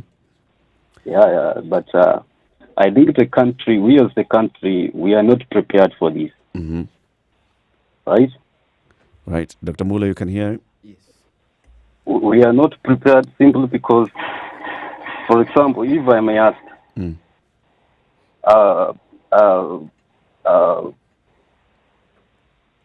how many testing kits we have in this country? How many people have been tested? Mm-hmm. What else? For sure, and do you have the answer to this, Sam? Are you asking this because because this is what you're using as a basis for saying we are not prepared? Yes, because we have no information. How many people? That guy should tell us how many people have they tested. Mm-hmm. Countrywide, yeah. And the testing capacity. Yeah. Dr. Ari. I think I will say, he said we are not prepared. I would say the same. We are not prepared as Kenyans. The government is doing its part. Oh, no, it's a public. No, there is a public component. Because I come from abroad, a country that has coronavirus, and I am going to host a party and people still come.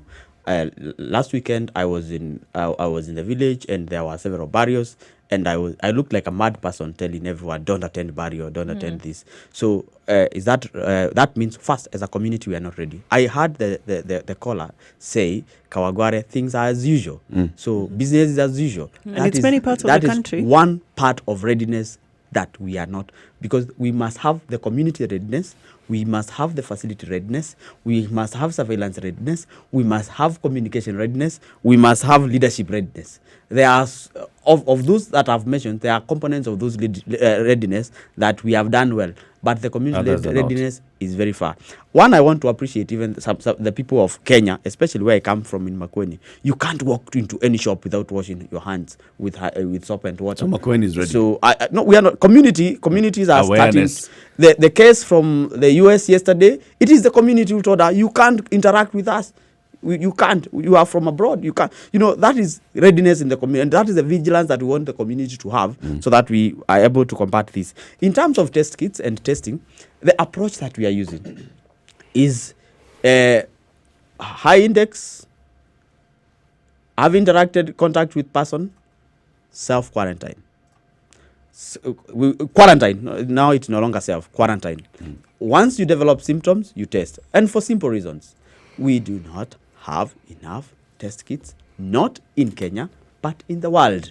And I think research is being done, and we are hearing a lot of companies in the US are developing new test algorithms, and we hope it happens pretty soon so that we are able to have enough test kits so that we for now what we are doing is screening. So when I was entering these premises, my temperature was taken. So I want to believe if I had a fever of 38.5, I would have told, no, but you cannot come here, you know. So we are doing that screening.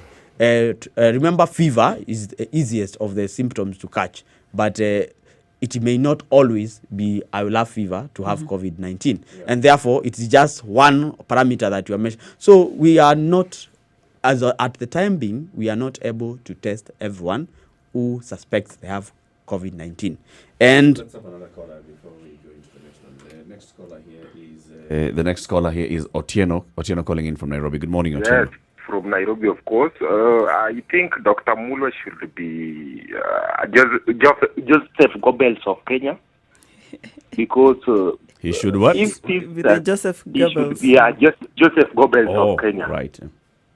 He talks well on what government has done, but he also should tell us what government has not done. And I've realized that he's blaming Kenyans, but the same Kenya are the one who asked them not to allow those people who are coming from outside to enter into Kenya, but they refused, telling us about the tourism and some other things were, I don't know, I can call them funny. Right. And the Mr. Mulwa should also understand that this disease does not only touch the so-called Kenyans, but it is not discriminatory, this disease. Thank you, Otieno. I think we're going to pose that challenge to him. Will you be the Joseph Goebbels of Kenya? You know, Dr. Mulwa. Is he the Minister of Propaganda? Minister of Propaganda. I think I am speaking what has happened. And like he said, I have not spoken what the government has done. I think, and I keep saying, this is a new situation. Given another opportunity, I am sure there are many things that we would have done differently. Maybe we would have been more responsive. But the fact is, we are still on top of the game. Dr. Mulwa, that is not true. This is not a new situation. HIV was new because we didn't know about it, and everything you're describing fits shoe and glove into exactly what happened with HIV. People were in denial. The structures for managing HIV are still in place because HIV was not finished. It's still with us. If you're in a wartime situation, you mobilize each and every resource you have at your disposal. Which is what we are doing as we speak now. I think the task force that I sit in is a multi-agency with private sector, with the international NGOs, with local NGOs. Let me interrupt you a bit, Terry. I want to go to the top of the hour, and then we take a look at traffic, and then we come back to you, and we hear more from you and from the caller. 0719 012 600. Talk to the government. Dr. Andrew Mulwa is in the studio. Good morning. It's 8 o'clock. 9 o'clock.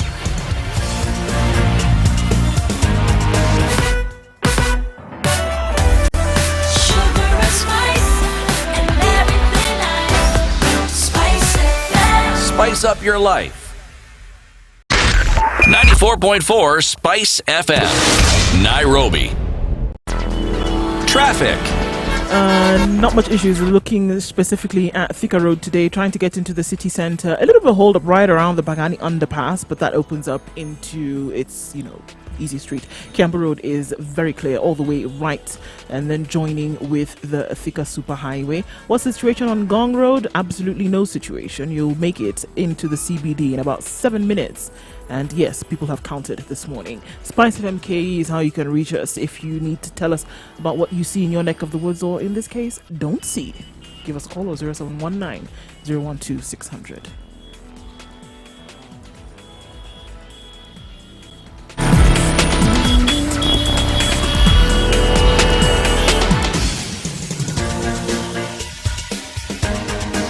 This is The Situation Room, the home of hard-hitting political commentary and penetrating insights about the state of the nation. This is a talk radio experience like no other. The Situation Room, a place for hard truths, debates, and elevated conversations. The Situation Room, witty, political, engaging, deep, controversial. In the room, we have C.T. Muga, researcher, academic, seasoned political observer, a fountain of wisdom in these politically uncertain times. Ndu Oko, Nigerian by birth, Kenyan by choice, communications expert, Pan-Africanist, a truth seeker and believer in people power, and Eric Latin, agent provocateur, the man in the chair, seasoned journalist, news hound, a man who believes in punching up, not down.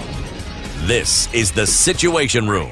The only way to start your day. 9 o'clock. Good morning, and thank you very much for tuning in to the Situation Room. This is Kenya's biggest conversation. We have Dr. Andrew Mulo, the Minister for Health in Makueni County.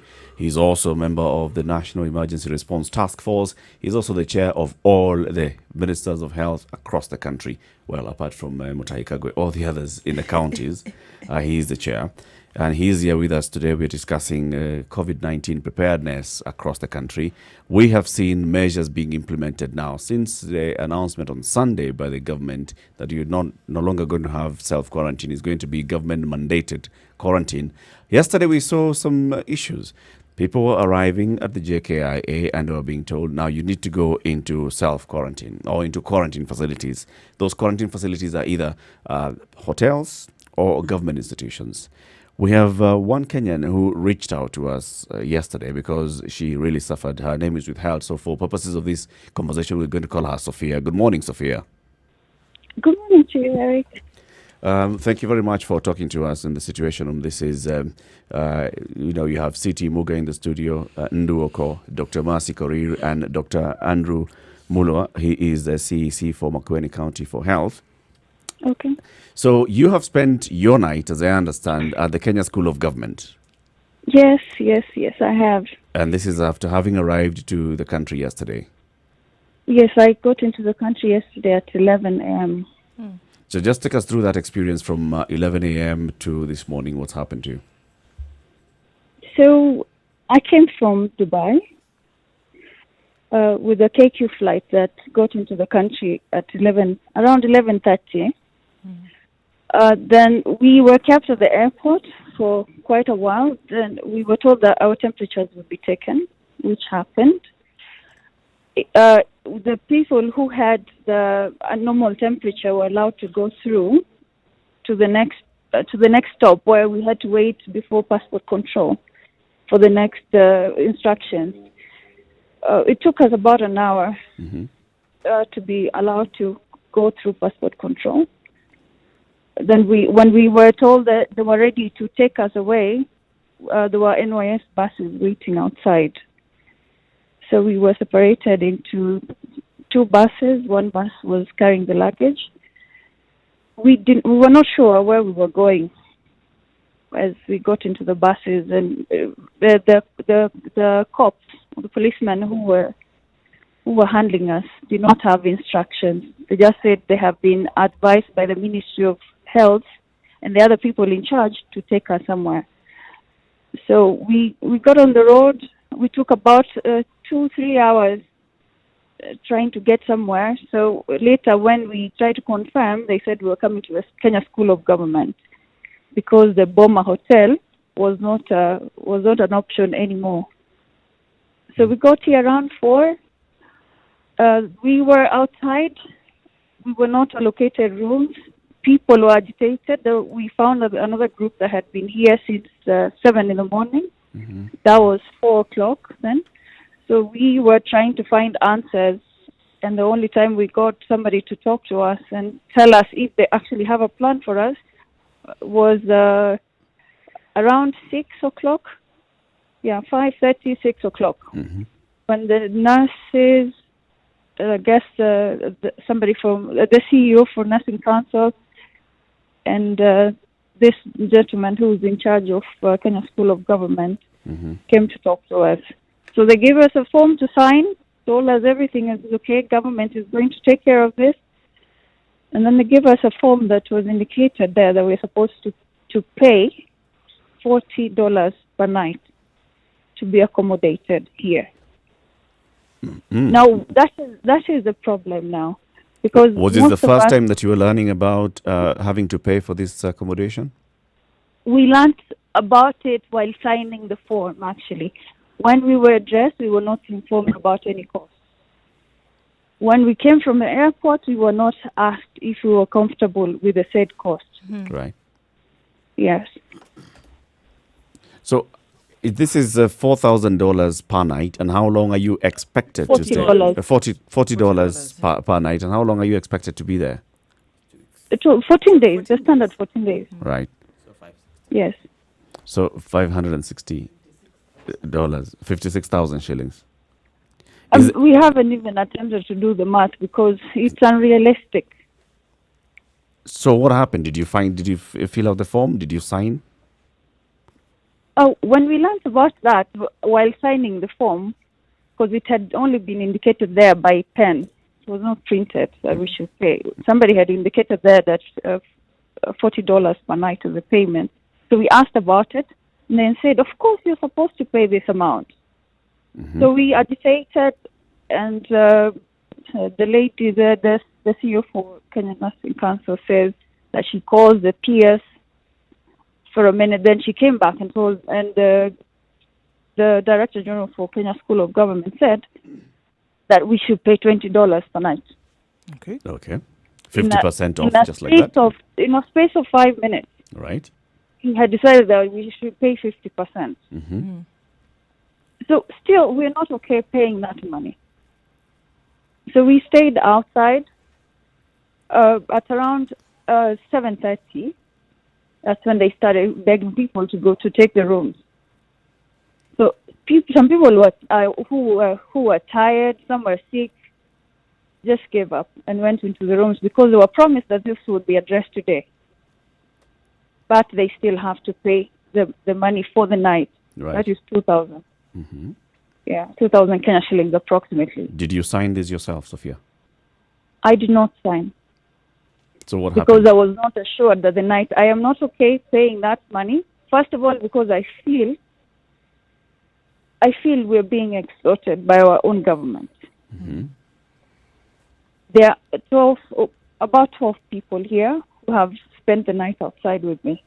Who feel the same way. They do not. Sorry, have, Sophia, they can don't we just have go the back money 1 to minute? spend. So when you say spent the night outside, what do you mean by that? We have spent the night outside, literally. You slept outside. You did not sleep in a on chairs, room. Yes. You We slept did in a not chair. sleep in a room. So you're Yes, in the dining hall, or where were you? No, On the no, ground? outside, in the open air. On the field? Yes. Were you given a There's blanket? on the concrete where there's the cabro. Were you given a blanket or anything to cover yourself? No, we were not given a blanket. Were you given food? We actually asked for food from the time we got here. We had asked that we could order for our own food from outside, and they could find a way of safely delivering it at 6 when we saw that it was getting late. They refused. So by the time the nursing council lady wanted to go home, we said that we're closing everything. You guys still think that you will stay outside. We don't want to pay for the rooms. So we said yes, we were sure, because we were standing for something, and we still are. So she went back there and decided that we should have food at that time. That was 10:30. So they brought us some food in containers and water. That was the first time we had a meal. Have you had breakfast? That time. No, we haven't had breakfast. Have the others have breakfast, to your knowledge? No, Those I'm who not signed in. sure if the ones who are at the back have had breakfast, but we had checked earlier, around 8, and no breakfast was ready, because the AP, there's a lot of police officers on the ground here who had walked in that direction looking for breakfast, which wasn't ready at that time. So I Okay. figure it's the same kitchen. Now, Sophia, for all those hours that you were at, in the bus yesterday and the Kenya School of Government, Yes. waiting for direction, was Yes. there any form of observance of social distancing, of washing of hands? Not at all. Starting from inside the airport, just before passport control, other groups were arriving. Right. Our group was already getting agitated because we were wondering, we have come here because we have been told that we will be quarantined So we are hoping that even risking our lives coming in, we will still continue being safe. At least for somebody who is not positive with the disease, will stay that way. Will stay negative. But when people were agitating, there was a lot of crowding. We got onto the buses. Of course, we sat one per row, but then I would be behind the other person, just immediately on the seat behind them. Okay. So really, if that is what we're calling social distancing, I understand it should be 1 meter. We got here to the Kenya School of Government. People started agitating in groups. Yep. Then when we were being addressed, the same thing was happening. People were really stressed. So none of that was being observed. And I'm even wondering about the nurses who are here. They should also be quarantined and not go home in the evening. So they also mingled with you? They were freely mingling with us. And the police officers as and well? The police officers, they're observing no protocol at all. Yeah? There are no masks here. So, Sophia, you're telling us about 7 of you are the ones that refused to sign. 4. How many? 12. 12 of you did not sign the form requiring you to pay 2,000 shillings to spend a night at the Kenya School of Government quarantine facility. Yes. So you slept on the cab row outside and outside. On the cab row. People have some small blankets. Somebody maybe had a duvet, some towels. That's what we put down. Do you know the number of people who signed up? We were approximately, I wouldn't give you a really exact number. Yeah. But we were about 70 in the day when we were agitating here. There were 2 groups from 2 flights. The flights from which had come in late in the night, right, and the one that got in at 11. Okay. Yeah. So when we were we got really agitated because when we got here at 4, and we started complaining after half an hour, people who were here from 7 told us we were making noise for nothing. Nobody cared. We haven't had water. We haven't had anything. You guys are not going to be listened to. So, yeah, that got us very worried. Dr. Mula, would you like to talk to Sophia? First, I think I want to, just like the CS Minister of Health said yesterday, to apologize on behalf of the government in terms of the inconveniences that Kenyans and other residents who are traveling back home may have faced in an attempt of the government implementing mandatory quarantine. I think, and like the minister said yesterday, it's painful. I feel her frustration. I feel her in the sense that you are traveling home and you arrive home in your own country and you have to spend all those hours waiting. Information flow is not coming as fast as it should. But also and say that the mandatory quarantine directive was issued on Sunday, and like I had said earlier, it is just a matter of hours. And if you look at the number of persons who traveled in country yesterday, there are probably about 2,000 people in total. And I know a lot of them have gone through handships. And again, it's the same things that I was saying. We do not have an advantage of learning curve. It's the first time and things just don't work because you are not ready. You thought you would bring people and they would get accommodated, they would provide for their food and all that. And I really want to apologize. And about the cost also, because she mentioned something about 4,000 and was revised to 2,000. I would say in the minister's pronouncement was at the mandatory quarantine was at the traveler's cost. And I think that being as that, I think in terms of how much, I think it's a determination that the Kenya School of Government needs to do, because remember, this is a full board facility for 14 days, and one has to get a balance. Those who are staying in hotels, I know, hotels are asking up to 9,000 full board, up to 9,000 per day, and therefore, maybe in Kenya School of Government, for trainings that we do, we pay similar rates, about 4,000 for about 4,000 per night for using the entire conference facility. No, for accommodation services, then on top of tuition. So I think the 4,000 is a figure that is what usually when the government is normal, and therefore I think if there were negotiations to have, but should it not have come from the government? When the government is coming and saying this is a quarantine facility, why not negotiate with the facilities and say, I mean, understand where the people are coming from? They are coming home maybe because they are taking off. They want to be home in the face of this pandemic. They may not be able to afford it. What measures has the government put in place to accommodate the travelers as well? I think the government make a pronouncement about mandatory quarantine at on cost without having established these facilities and the costs. The facilities exist and the costs, of course, as you have heard. But when you are planning, sometimes what you get in real life, in when you are implementing, like there are people who are on self-quarantine and they are pretty okay with the 9,000. But when you are planning, we say this airline, you never know who Sophia, you want to disagree with that? Who yes, I would like to strongly disagree.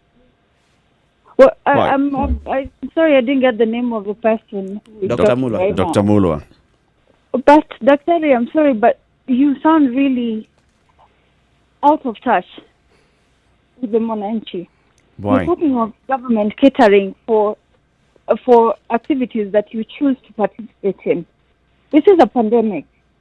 We did not bring it upon ourselves. We did not choose to come. We did not choose to be born here in Kenya. We wanted to come back home.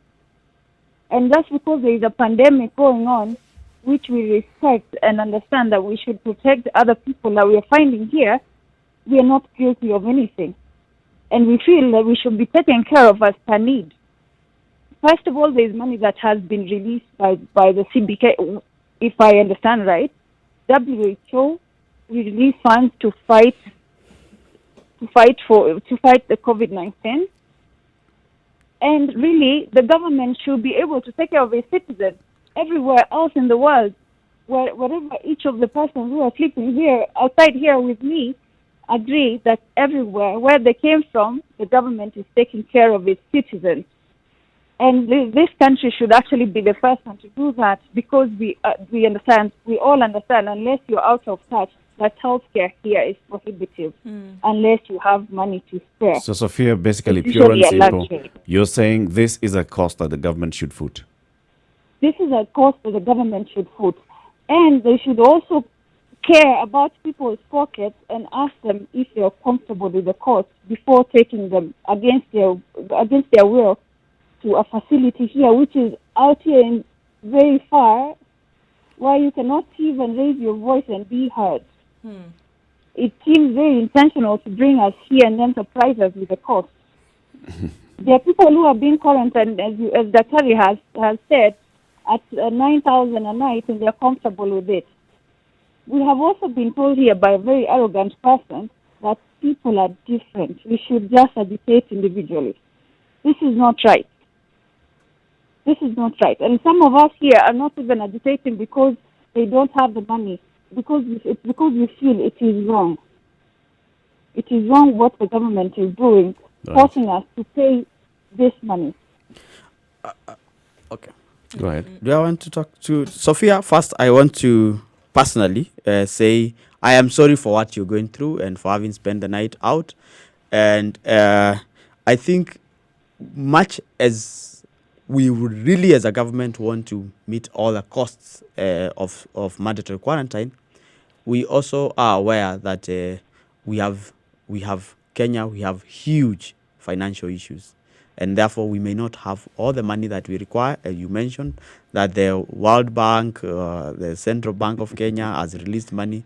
But remember, we have long way to go in terms of case management and preparedness for the epidemic. When you say so we therefore, have huge financial issues, Dr. What do you mean exactly?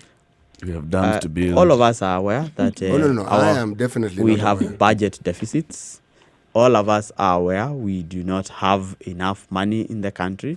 And just a few minutes ago, we were talking about the supplies of essential equipment and supplies. Yep. Equipment, we understand. The whole world is suffering from it. Budget deficit. Did we not create the budget? We know what we collect every year. We know. And then we make a budget that is 3 times the amount.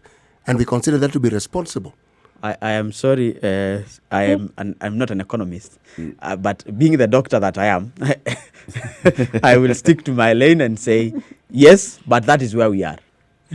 That's where we are. There are realities that while we would really, and that's why I think we gave a few days of people who are already on transit, who had already arranged to come in, so that by the end of tomorrow, we expect anyone who had intended to come, and we will have a cohort of probably about government facility. We'll probably be thinking about a cohort of about 8,000 people who would likely to arrive. Are likely to arrive in total.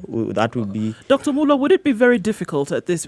Look, you know the numbers already. You have an idea of the numbers that are going to come in of those who are already resident at these quarantine facilities. Unfortunately, we have 12 people who slept outside last night.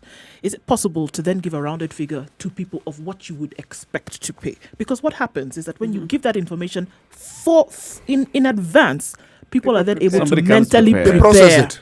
You know, so, and then it makes it worse when somebody tells you 4,000 shillings, and then in 5 minutes they tell you 2,000. So then your mind tells you then it's possible for it to be zero. It's a negotiation. You see, is it possible to have that information up front so that people know what they're dealing with, whether it's 20,000, 10,000, 3,000, or 1,000? For the groups that were arriving yesterday, it was a bit difficult for them because when the pronouncement was made, they were already either on transit or on air.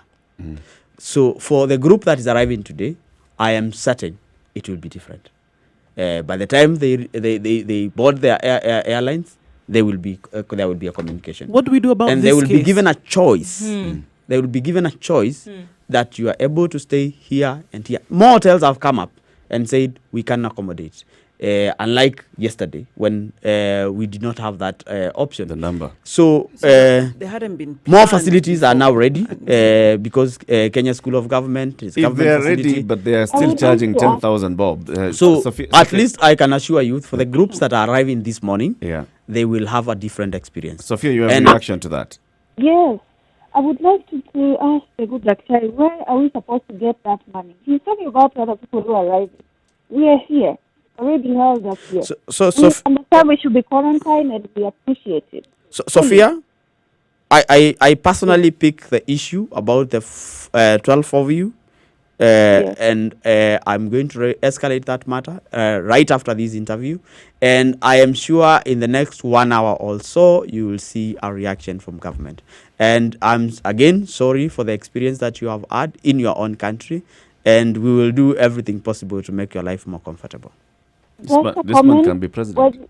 Just a comment to you. Yes. As you make that escalation, this is not just for the 12 of us. This is for all the Kenyans who are being made to go through the same. Yes, and I said who gave up and went into the room. So keep that in mind. And Sophia, I said the experience your experience was day one, and remember these pronouncements were made when you were already on air. And I think that the next cohort, which is arriving this morning, will have a different experience. That one is our promise that we can give. Okay. Sophia, we want to thank you very much for agreeing to speak to us this morning and raising this issue so that Kenyans can hear and know what's going on in these government quarantine facilities. We wish you all the best this morning. Dr. Rimulo has promised to escalate this matter. We'll talk to you, of course, within the next 2 hours to hear whether the doctor lives up to his promise before we even say thank you to him. Yes. Asante sana. Have a good day. This is a Situation Room. It's Kenya's biggest conversation, talking about quarantine and quarantine facilities, and it all leads back to government and planning. It's not the first time we talk about government and planning, and government waking up and issuing edicts and not knowing exactly what it wanted to do. But well, here we are. So let's talk about government planning, especially for these cases of COVID-19 and what else needs to be done. 26 minutes after 9. Good morning. Let's take a look at the weather and the traffic in quick succession.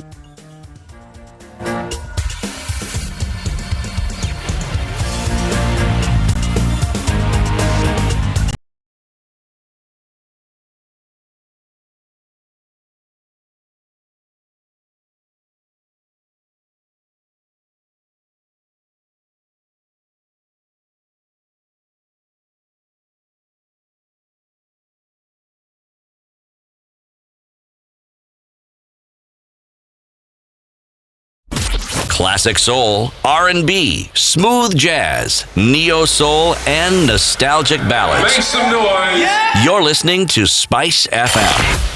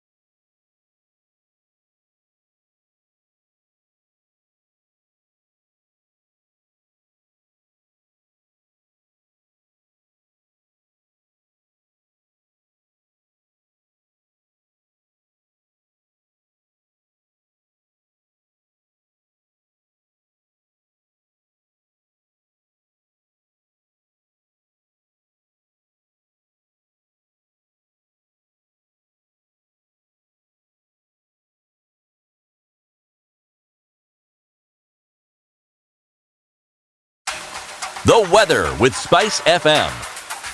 Warmed up quite a bit in Nairobi at 20 degrees and mostly cloudy. Chances of rain in the afternoon with highs of 26. In Nyeri at 19 degrees, showers expected in the afternoon with highs of 24. In Nakuru at 19 degrees is partly cloudy. There's a chance of rain with a high of 26. In Eldoret at 19 degrees is partly cloudy. Showers expected later with highs of 26. And looking into Kisumu at 24 degrees, it's mostly sunny this morning. It might change though in the afternoon with a chance of a shower or two, highs of 28. In Malindi at 27 degrees, it's raining heavily this morning and likely to continue through the day then with highs of 32. It's 30 degrees and mostly sunny in Mombasa. It's probably going to rain there later in the afternoon from all indications. Highs of 32 and lows of 27. In Kampala at 23 degrees, it's light rain showers through most of the morning. Highs of 27 and lows of 21. In Dar es Salaam at 28 degrees, it's cloudy. All indications that it will rain later. Highs of 30 and lows of 24. And in Johannesburg at 16 degrees, it's mostly sunny through the day. Highs of 24. And finally in Lagos, light thunderstorms already going on and likely to continue through the day and into the early evening with highs of 32 and lows of 25.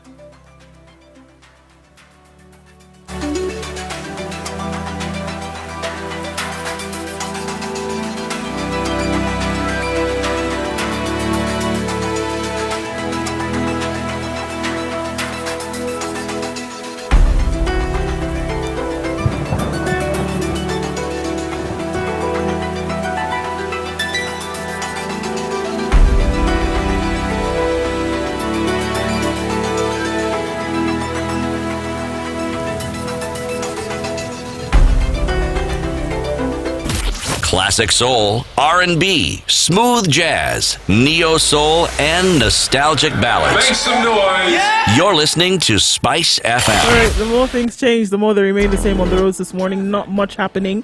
Passengers still crowded at many stages around the city, waiting for that odd matatu that will, or bus that will lower their prices this morning. So we see a lot of foot traffic, not so much the vehicles.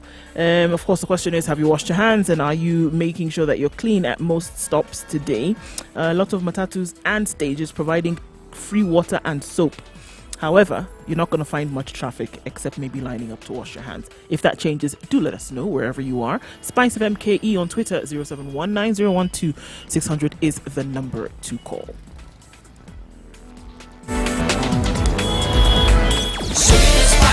everything nice. Alright, okay. Spice FM. Spice up your life. Mature, intelligent talk every morning. Spice up yourself.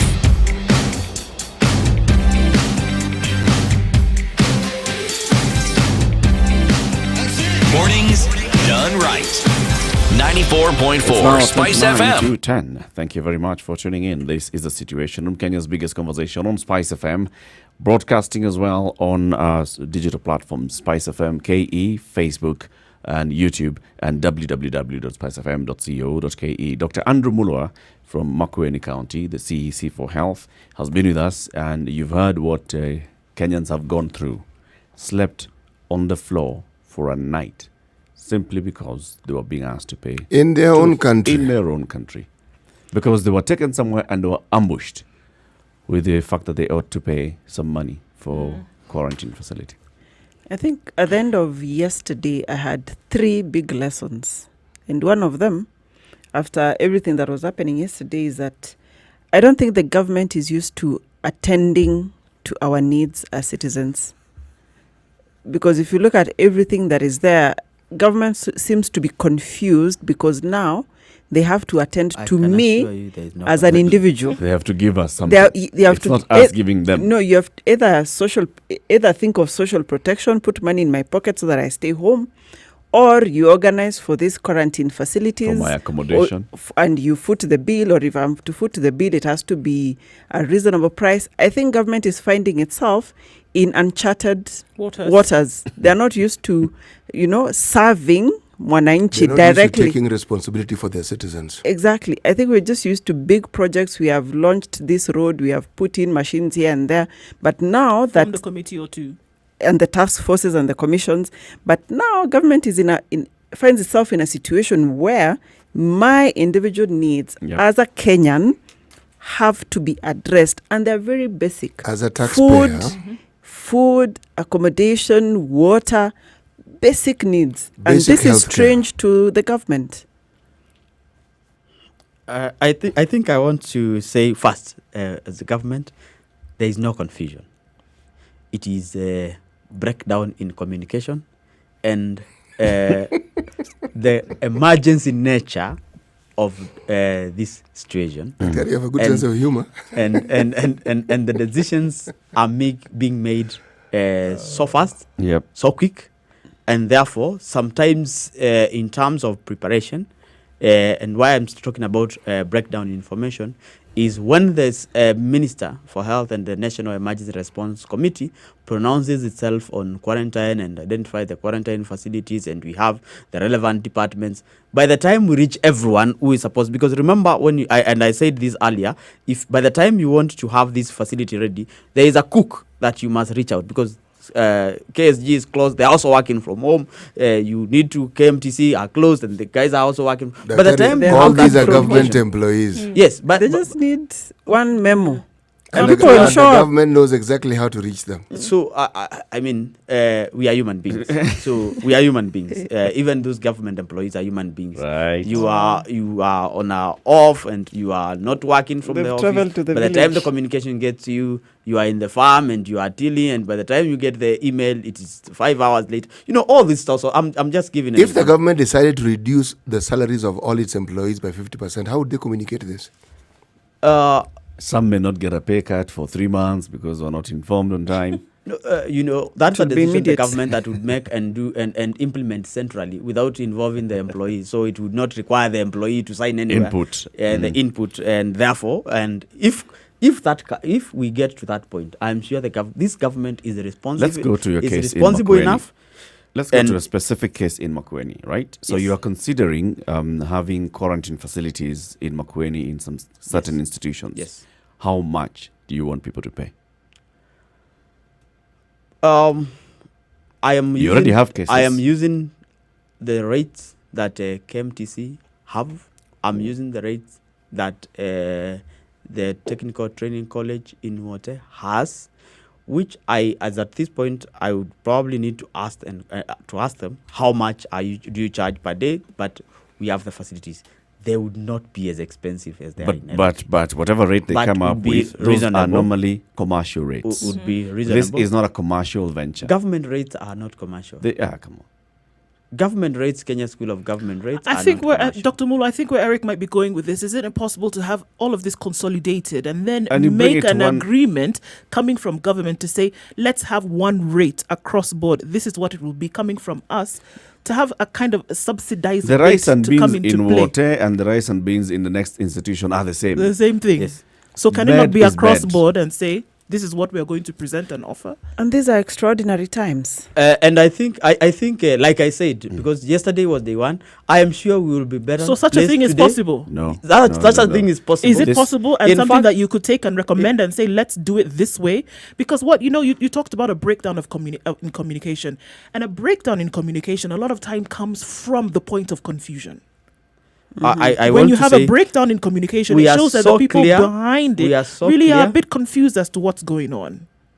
We And are that's what it s- presents. we are so clear in what we want to do. We are so clear on how to do it. But we are so I feel a clear but coming who in to do here, it. and we can help You're you not with clear on this. how to do it. You don't know how much you want to pay to charge these people. You cannot tell us that you're clear on how to do it, yet you don't know. The most basic thing is if you go and told if you went and told Mr. Musau, no, you Give me need a to rate, you I'm need to bringing be 100 people quarantined. here. You need to be quarantined today. I need you to be taken to water. You don't know how much this person needs to pay. Remember also, You cannot tell me that you're clear. Remember also, and I think this is the most important thing, and maybe we are forgetting just that small bit. All these people are traveling from different. They have different backgrounds.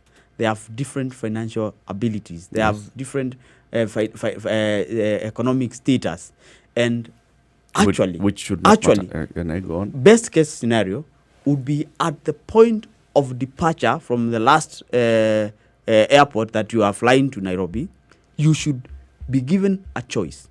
We have the following quarantine facility. Because remember, this is the Makueni quarantine is different from this quarantine that I'm talking about. I disagree. You need to be You know why I given disagree? a choice and told, Because we if you have st- this when you facility start that costing way- 10,000, when you we start have this that way, facility then you're going to costing also tell 2,000, this person- and if you can't afford, you have this facility which is going to take care of you. Daktari, when you start going down that route, then you're also saying that should you test positive and you require assistance, you can either go to Bagathi or KNH or this private hospital or Case management is very different. Remember, we are talking about started from the hotel beginning. accommodation services. You are hospitality services. Quarantine is hospitality. There is nothing. There is no magic in this. It is a good bed, a good Standardized TV. rates. But someone will tell you, I can afford an hotel that is worth 50,000 a But night. this is the thing, can afford because my you have home. people coming in with such different elements, all the more reason why you need to streamline something like this, which is so vital at this Which I'm point. saying, by the team that is coming in today will have different messaging. Let's I go back know- to the phone lines. Okay. Yeah. James in Nairobi, good morning. Good morning, ladies and gentlemen. Good morning to you. Yes, mine is just a quick comment. Well, you've had an excellent discussion, but I think we need to shift gears a little bit now. All the radio stations, everyone is talking government this, government has not done this, government this, government has not done this. But I think we need now to start shifting our conversation to what is the citizen doing, what has the citizen not done, what is the citizen should be doing. I think it is now high time that we start looking at the issue and saying government is not going to do anything. Bashing government left, right, and center is not going to change the situation. What is it we, the citizens, can We are do where we are.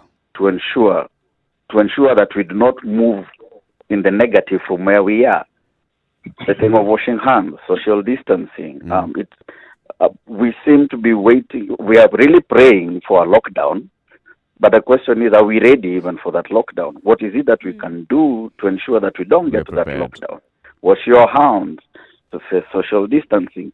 I drive into the city and you're seeing people crowding. It is like this thing is, for lack of a better word, God will protect us. And then when all hell breaks loose, we go back to saying the government didn't tell us this, the government didn't tell us this. We hear So you. like I had Daktari talking about the various level of responsibilities and preparedness.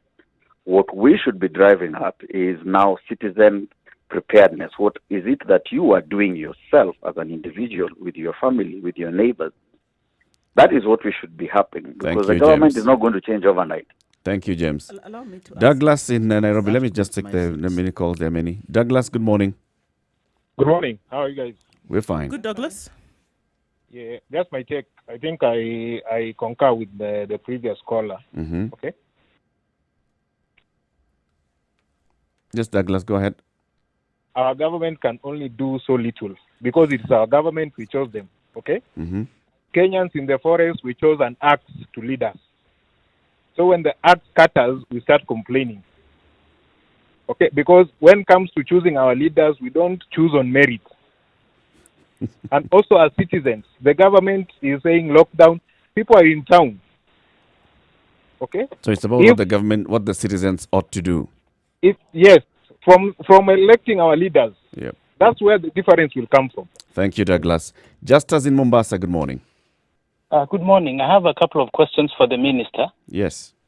And first, I think thank him for the energy he's putting into the conversation and the many answers he's giving. Mm-hmm. And I want to begin from his area of specialization. From the descriptions the lady gave, the one who is at the quarantine center, yep. Are there SOPs in place on how those places are manned? Because she described a petri dish in the making. Mm. That's one. What are the specific rules of those places they have qualified as quarantine centers? What are the protocols? What are the specific rules anybody in that place is observing so that we don't end up making manufacturing centers for the virus? Mm-hmm. That's one. The second thing is this. So that we don't end up making these quarantine centers some sort of quick IGAs for the government, what happens to those people who are coming into the country and have nothing on them? I recall personally one day I was coming from somewhere. I had to remove a number of books from my suitcase to be able to change airports because I could not afford the extra weight. What if somebody comes in such a situation and you're meeting him at the airport and taking him straight to these centers? What are the measures they're put in place for such cases and what happened? Lastly, he keeps on talking about this task force, this working group in place. And they say it's a multi-agency. But all the time we hear health this, health that. What is multi-agency about it? And what are the key deliverables of the other parts of that agency? Because there are some roles which are not health. Where can you tell us a little bit more about the multiness of this agency and what is the TOR for that agency? Good questions, Justice. Thank you very much. Have a good day in Mombasa. Back to Nairobi. Mwende, good morning. Hi, good morning, Tim. Good morning. Good morning. So mine is more of a comment. And I feel that we are in a very dismal situation whereby Dr. Rimulwa keeps on reiterating that we are currently in uncharted waters and that we have to recognize what the government efforts are in place so far. Honestly, I feel this shows the level of incompetence through and through, because it's common practice for private enterprises to have business continuity management plans in the event of emergencies affecting their business operations, which is coupled by having drills. And then from these drills, they're able to see what the gaps are and improve their processes. So I think this pandemic has just shown us there are no such plans in place, be it health, when you see disasters coming up in terms of flooding, etc. All we keep on seeing are ad hoc committees that are set up in every time where people are being paid per diems and things like that. So it just shows that we're in a very sorry state as a nation, as a country. And him being part of the people who are heading these committees should actually just pull their socks up and do what they're paid to do. Thank you, Mwende. And finally, let's hear from Martin in Kisumu. Good morning, Martin. Morning. Your question or comment, please. Yes, I think it is good, but very scaring for Dr. Mulwa to flippantly acknowledge and admit that they have been caught flat-footed when it is very true that the government was telling us that they are prepared. I think that is very sad. Then, as you can, I'm reading mischief from the government because of these quarantine facilities. They are now charging those people who are being quarantined if they knew that they could not manage or they did not have the capacity to actually manage these people, they should have stopped these flights from coming. I think the government is not telling us the truth, so that there are some cartels that are coming in, and the chief cartel is the government. Then I want to ask Dr. Mulwa, how are you prepared? Have you acquired the new healthcare workers to support in this crisis? Because our counties are understaffed.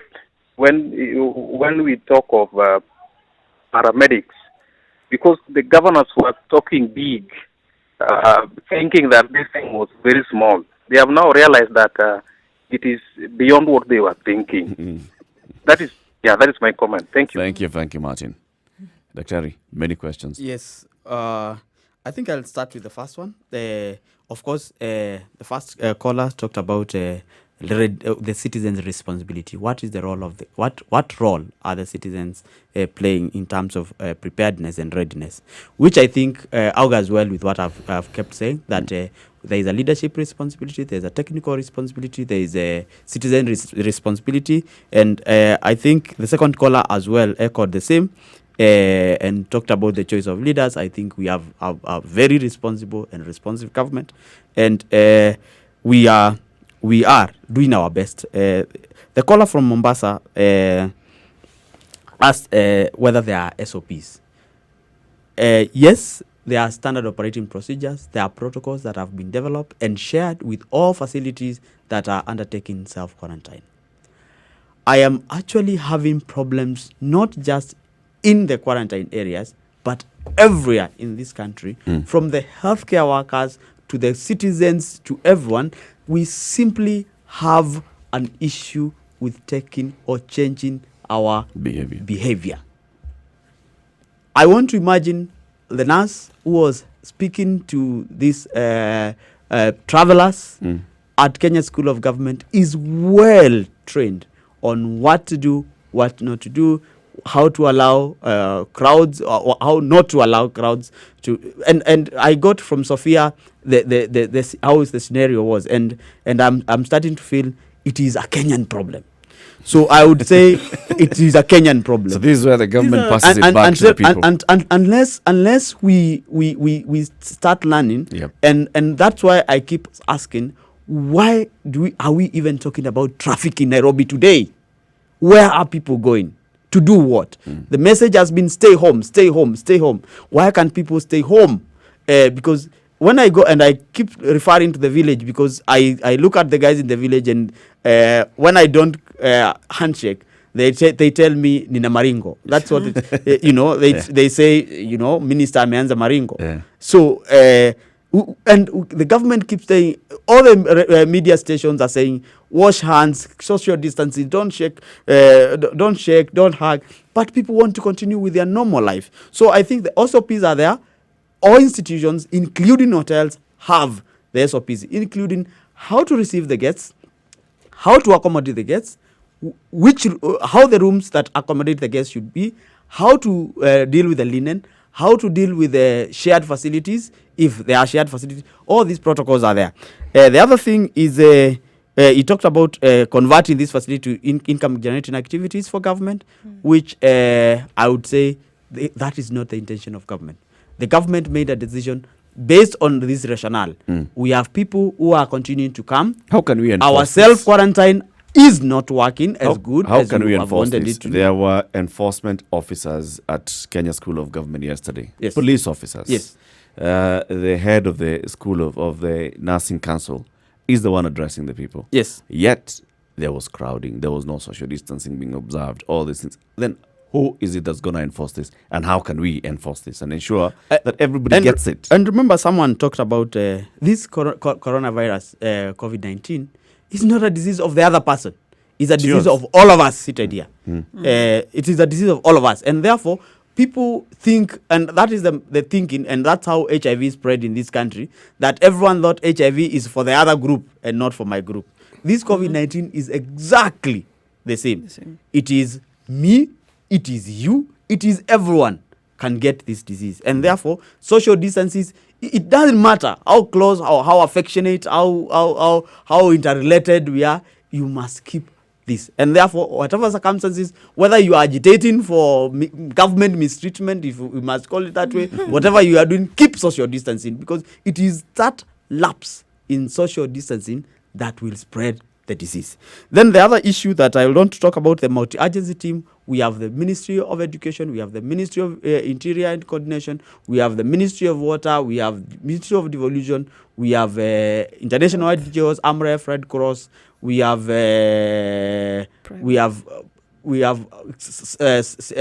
state agencies like KEMSA, National AIDS Control Council, the TB program, the Pharmacy and Poisons Board, medical practitioners. All these organizations are coming in at the task force to advise. We have the universities, the academia, so we have everyone, Kenyatta National Hospital, so we have. So you're the ones advising the committee.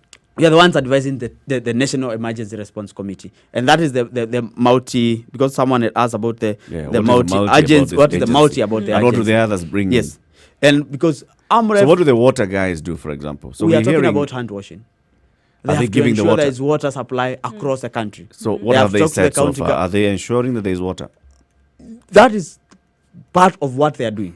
I am not saying they have provided all the water, but I'm saying part of the task that they are performing now is to ensure there is continuous supply of water in every part of the country.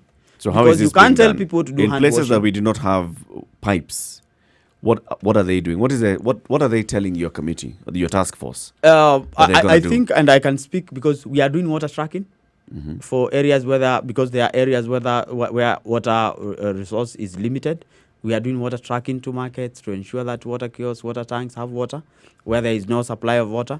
So there is so much that's happening. I would not elaborate all that, but there is so much that's happening to ensure that there is basic supply of this commodity everywhere in the country. Working with the county governments, of course, and the various water agencies that are spread across the country. Dr. You're still on that multiness. Yes. Isn't that like our Achilles tendon where you have, now it's a crowd. Too many cooks. And then, so is this why or possibly why we're seeing decision making is slow and things are not happening because you have everyone coming into the pot? Everyone is coming up to the pot, but also divided into various subcommittees. So you are handling communications, you're handling this, you are handling case management. So it is not the multi together. It's multi split into small teams that are working to feed into the big team. So when they talks about these uncharted waters and we should have done drills, unfortunately, we have not had the time to do the drills. Why? Because like I said, this epidemic gave us, is it 44, 45 days to prepare? Months. 44, 45 days to prepare. We are already in a state of emergency. We are in a state of response. The only thing that I would be worried is if decisions were made without rationale. What was the rationale of government deciding on Sunday? No more flights from Wednesday. Yep. And no more self-quarantine. It's mandatory quarantine. Let's look at the then rationale. the question that people ask themselves, on there is a rationale. Yeah. There is a rationale behind it. Why to Sunday to Wednesday? Because we expect within 72 hours, because every time I've traveled, and I've traveled from as far as Sao Paulo, and I've taken more than 72 hours on transit. Right. So we know within 72 hours, anyone would have reached their destination. Okay. So we don't want to have Kenyans stranded mid-travel. Right. That you are traveling from Sao Paulo, That you is pass clear. through the US and all that. That is very so clear. we said 72 hours. Now, so let me take you to Friday. Yes. We are going to ensure that bars close at 7:30 from Monday. What is the rationale for saying bars will close at 7:30 from Monday? From Monday is because... Why not Now. as is Immediate Friday? Why effect. not immediately? Because remember, even during times of crisis, there are economic considerations that one has to make. You are closing businesses and you are giving what we call benefit of doubt to Kenyans that they can be responsible. They can be responsible. And they showed over the weekend. This is bars. You're saying if you leave them open, you are telling people to go. The only other closure of bars, the like on business Sunday, consideration here for a bar would be that bar you're also going to be able to sell to your patrons. Patrons are going to come to your bar. What other consideration are you talking about? remember on the ground, the instructions were every bar to ensure the 1 meter distancing, the seats, the seating, the everything was to change and ensure. But we tried on Friday, on Saturday, and we realized people, then the government changes the decision and says, we are closing completely. We are not even allowing that 7:30 because we just like churches, we advise churches, please don't congregate, ensure the 1 meter distances. On Sunday, what do we see? We see guys, the mosques, they will congregate. guys congregating and, It's a and congregation. saying, and they are praying for corona, and this corona, I cannot, they are covered by the Holy Spirit and the blood of Jesus, and the corona will. So we say these guys are not taking the precaution that we would thought. So we give citizens benefit of doubt, like I'm saying, the citizens have as a role. Then once we realize that this is not happening, the government has to make decision on how to protect Kenyans further. The government is buying time. For what? Did I? The government is afraid of making decisions. To try and figure out what they can do next. Because I'm trying to be fair to the government here. If we are in the financial state that we are in, and we are tinkering and we're on the precipice of actually being absolutely broke, then it means whatever resources we have, the government has to plan really carefully to ensure that something proper is done. They have been caught flat-footed, that is true. Perhaps this is where we help the government. Perhaps this is the very things we can see the government not doing, we do, if it's within our means. Because we the citizens. It doesn't matter how many times we repeat, we know how this government functions, we know its incompetence, we know. Okay? It's like a child who's several eggs short of a dozen. We understand. Okay? Wamelemewa. We understand.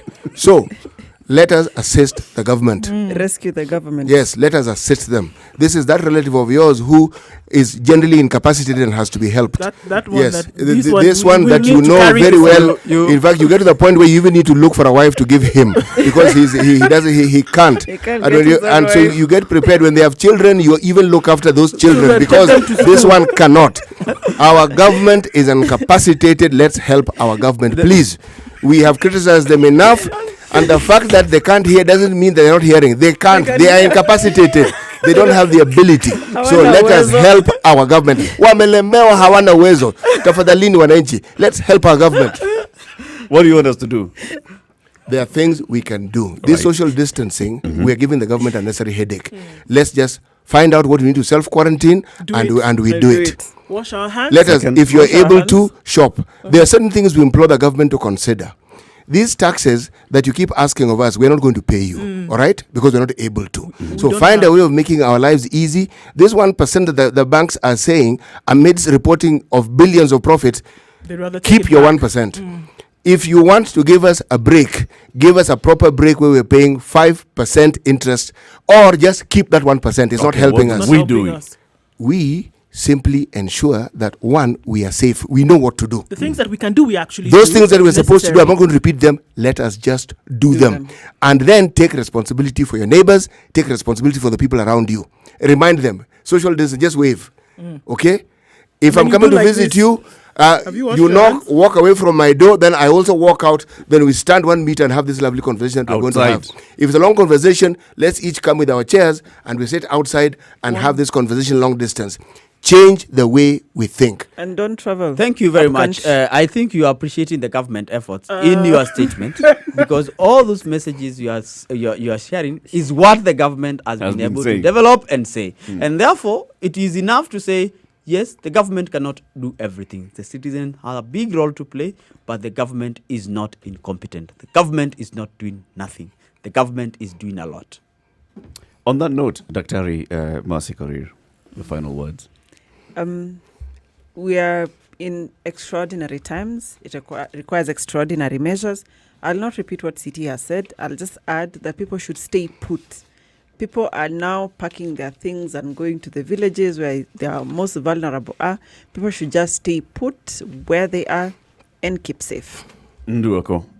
Well, yeah, I think there's a lot that we can do as ourselves. We keep looking up to the government, and it's clear that some things will not take place as quickly as we thought.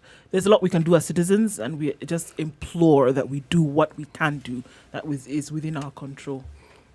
Siti Muga. Now, let's finish with the proverb. He who has been bitten by a snake will be afraid of the lizard. We know what a snake looks like. It doesn't have feet. Simple. Okay? And if it's much, much smaller than that, and it's something like an inch, then it's not a snake, it's a worm. We're talking about snakes here. But the truth of the matter is this. This is something that involves every Kenyan. We have pointed enough truths as the government. We know what a snake is. We've been bitten by it. This is not the first time we've had viruses in this country. It won't be the last. Let us take the responsibility. That is our right. Let's do what we ought to do. Thank you very much for tuning in to the Situation Room today. Join us tomorrow from 6 a.m. to 10 a.m. Thank you very much, Dr. Mulwa, for joining us. Thank you very much.